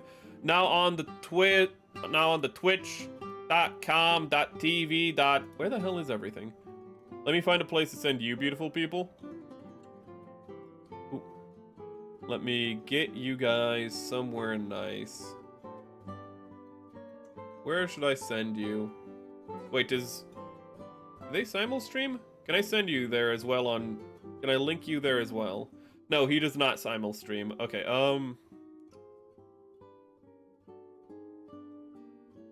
is anyone I'm following... Wait, you.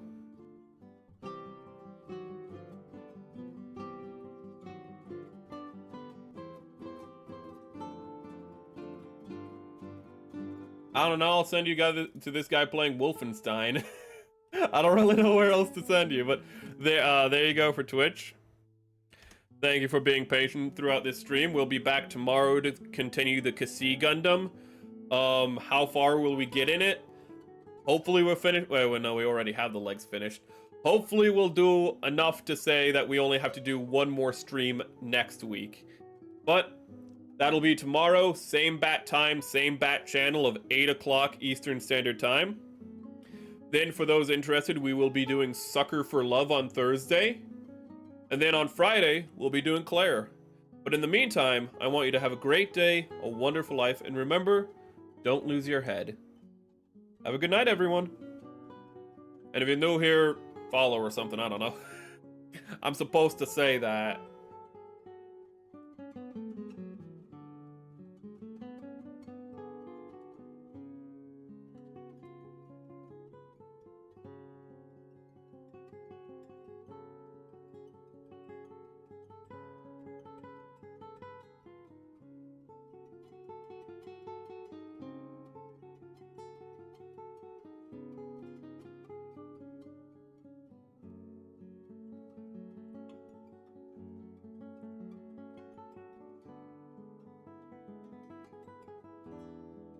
A blessed night or a blessed day, depending on wherever you are.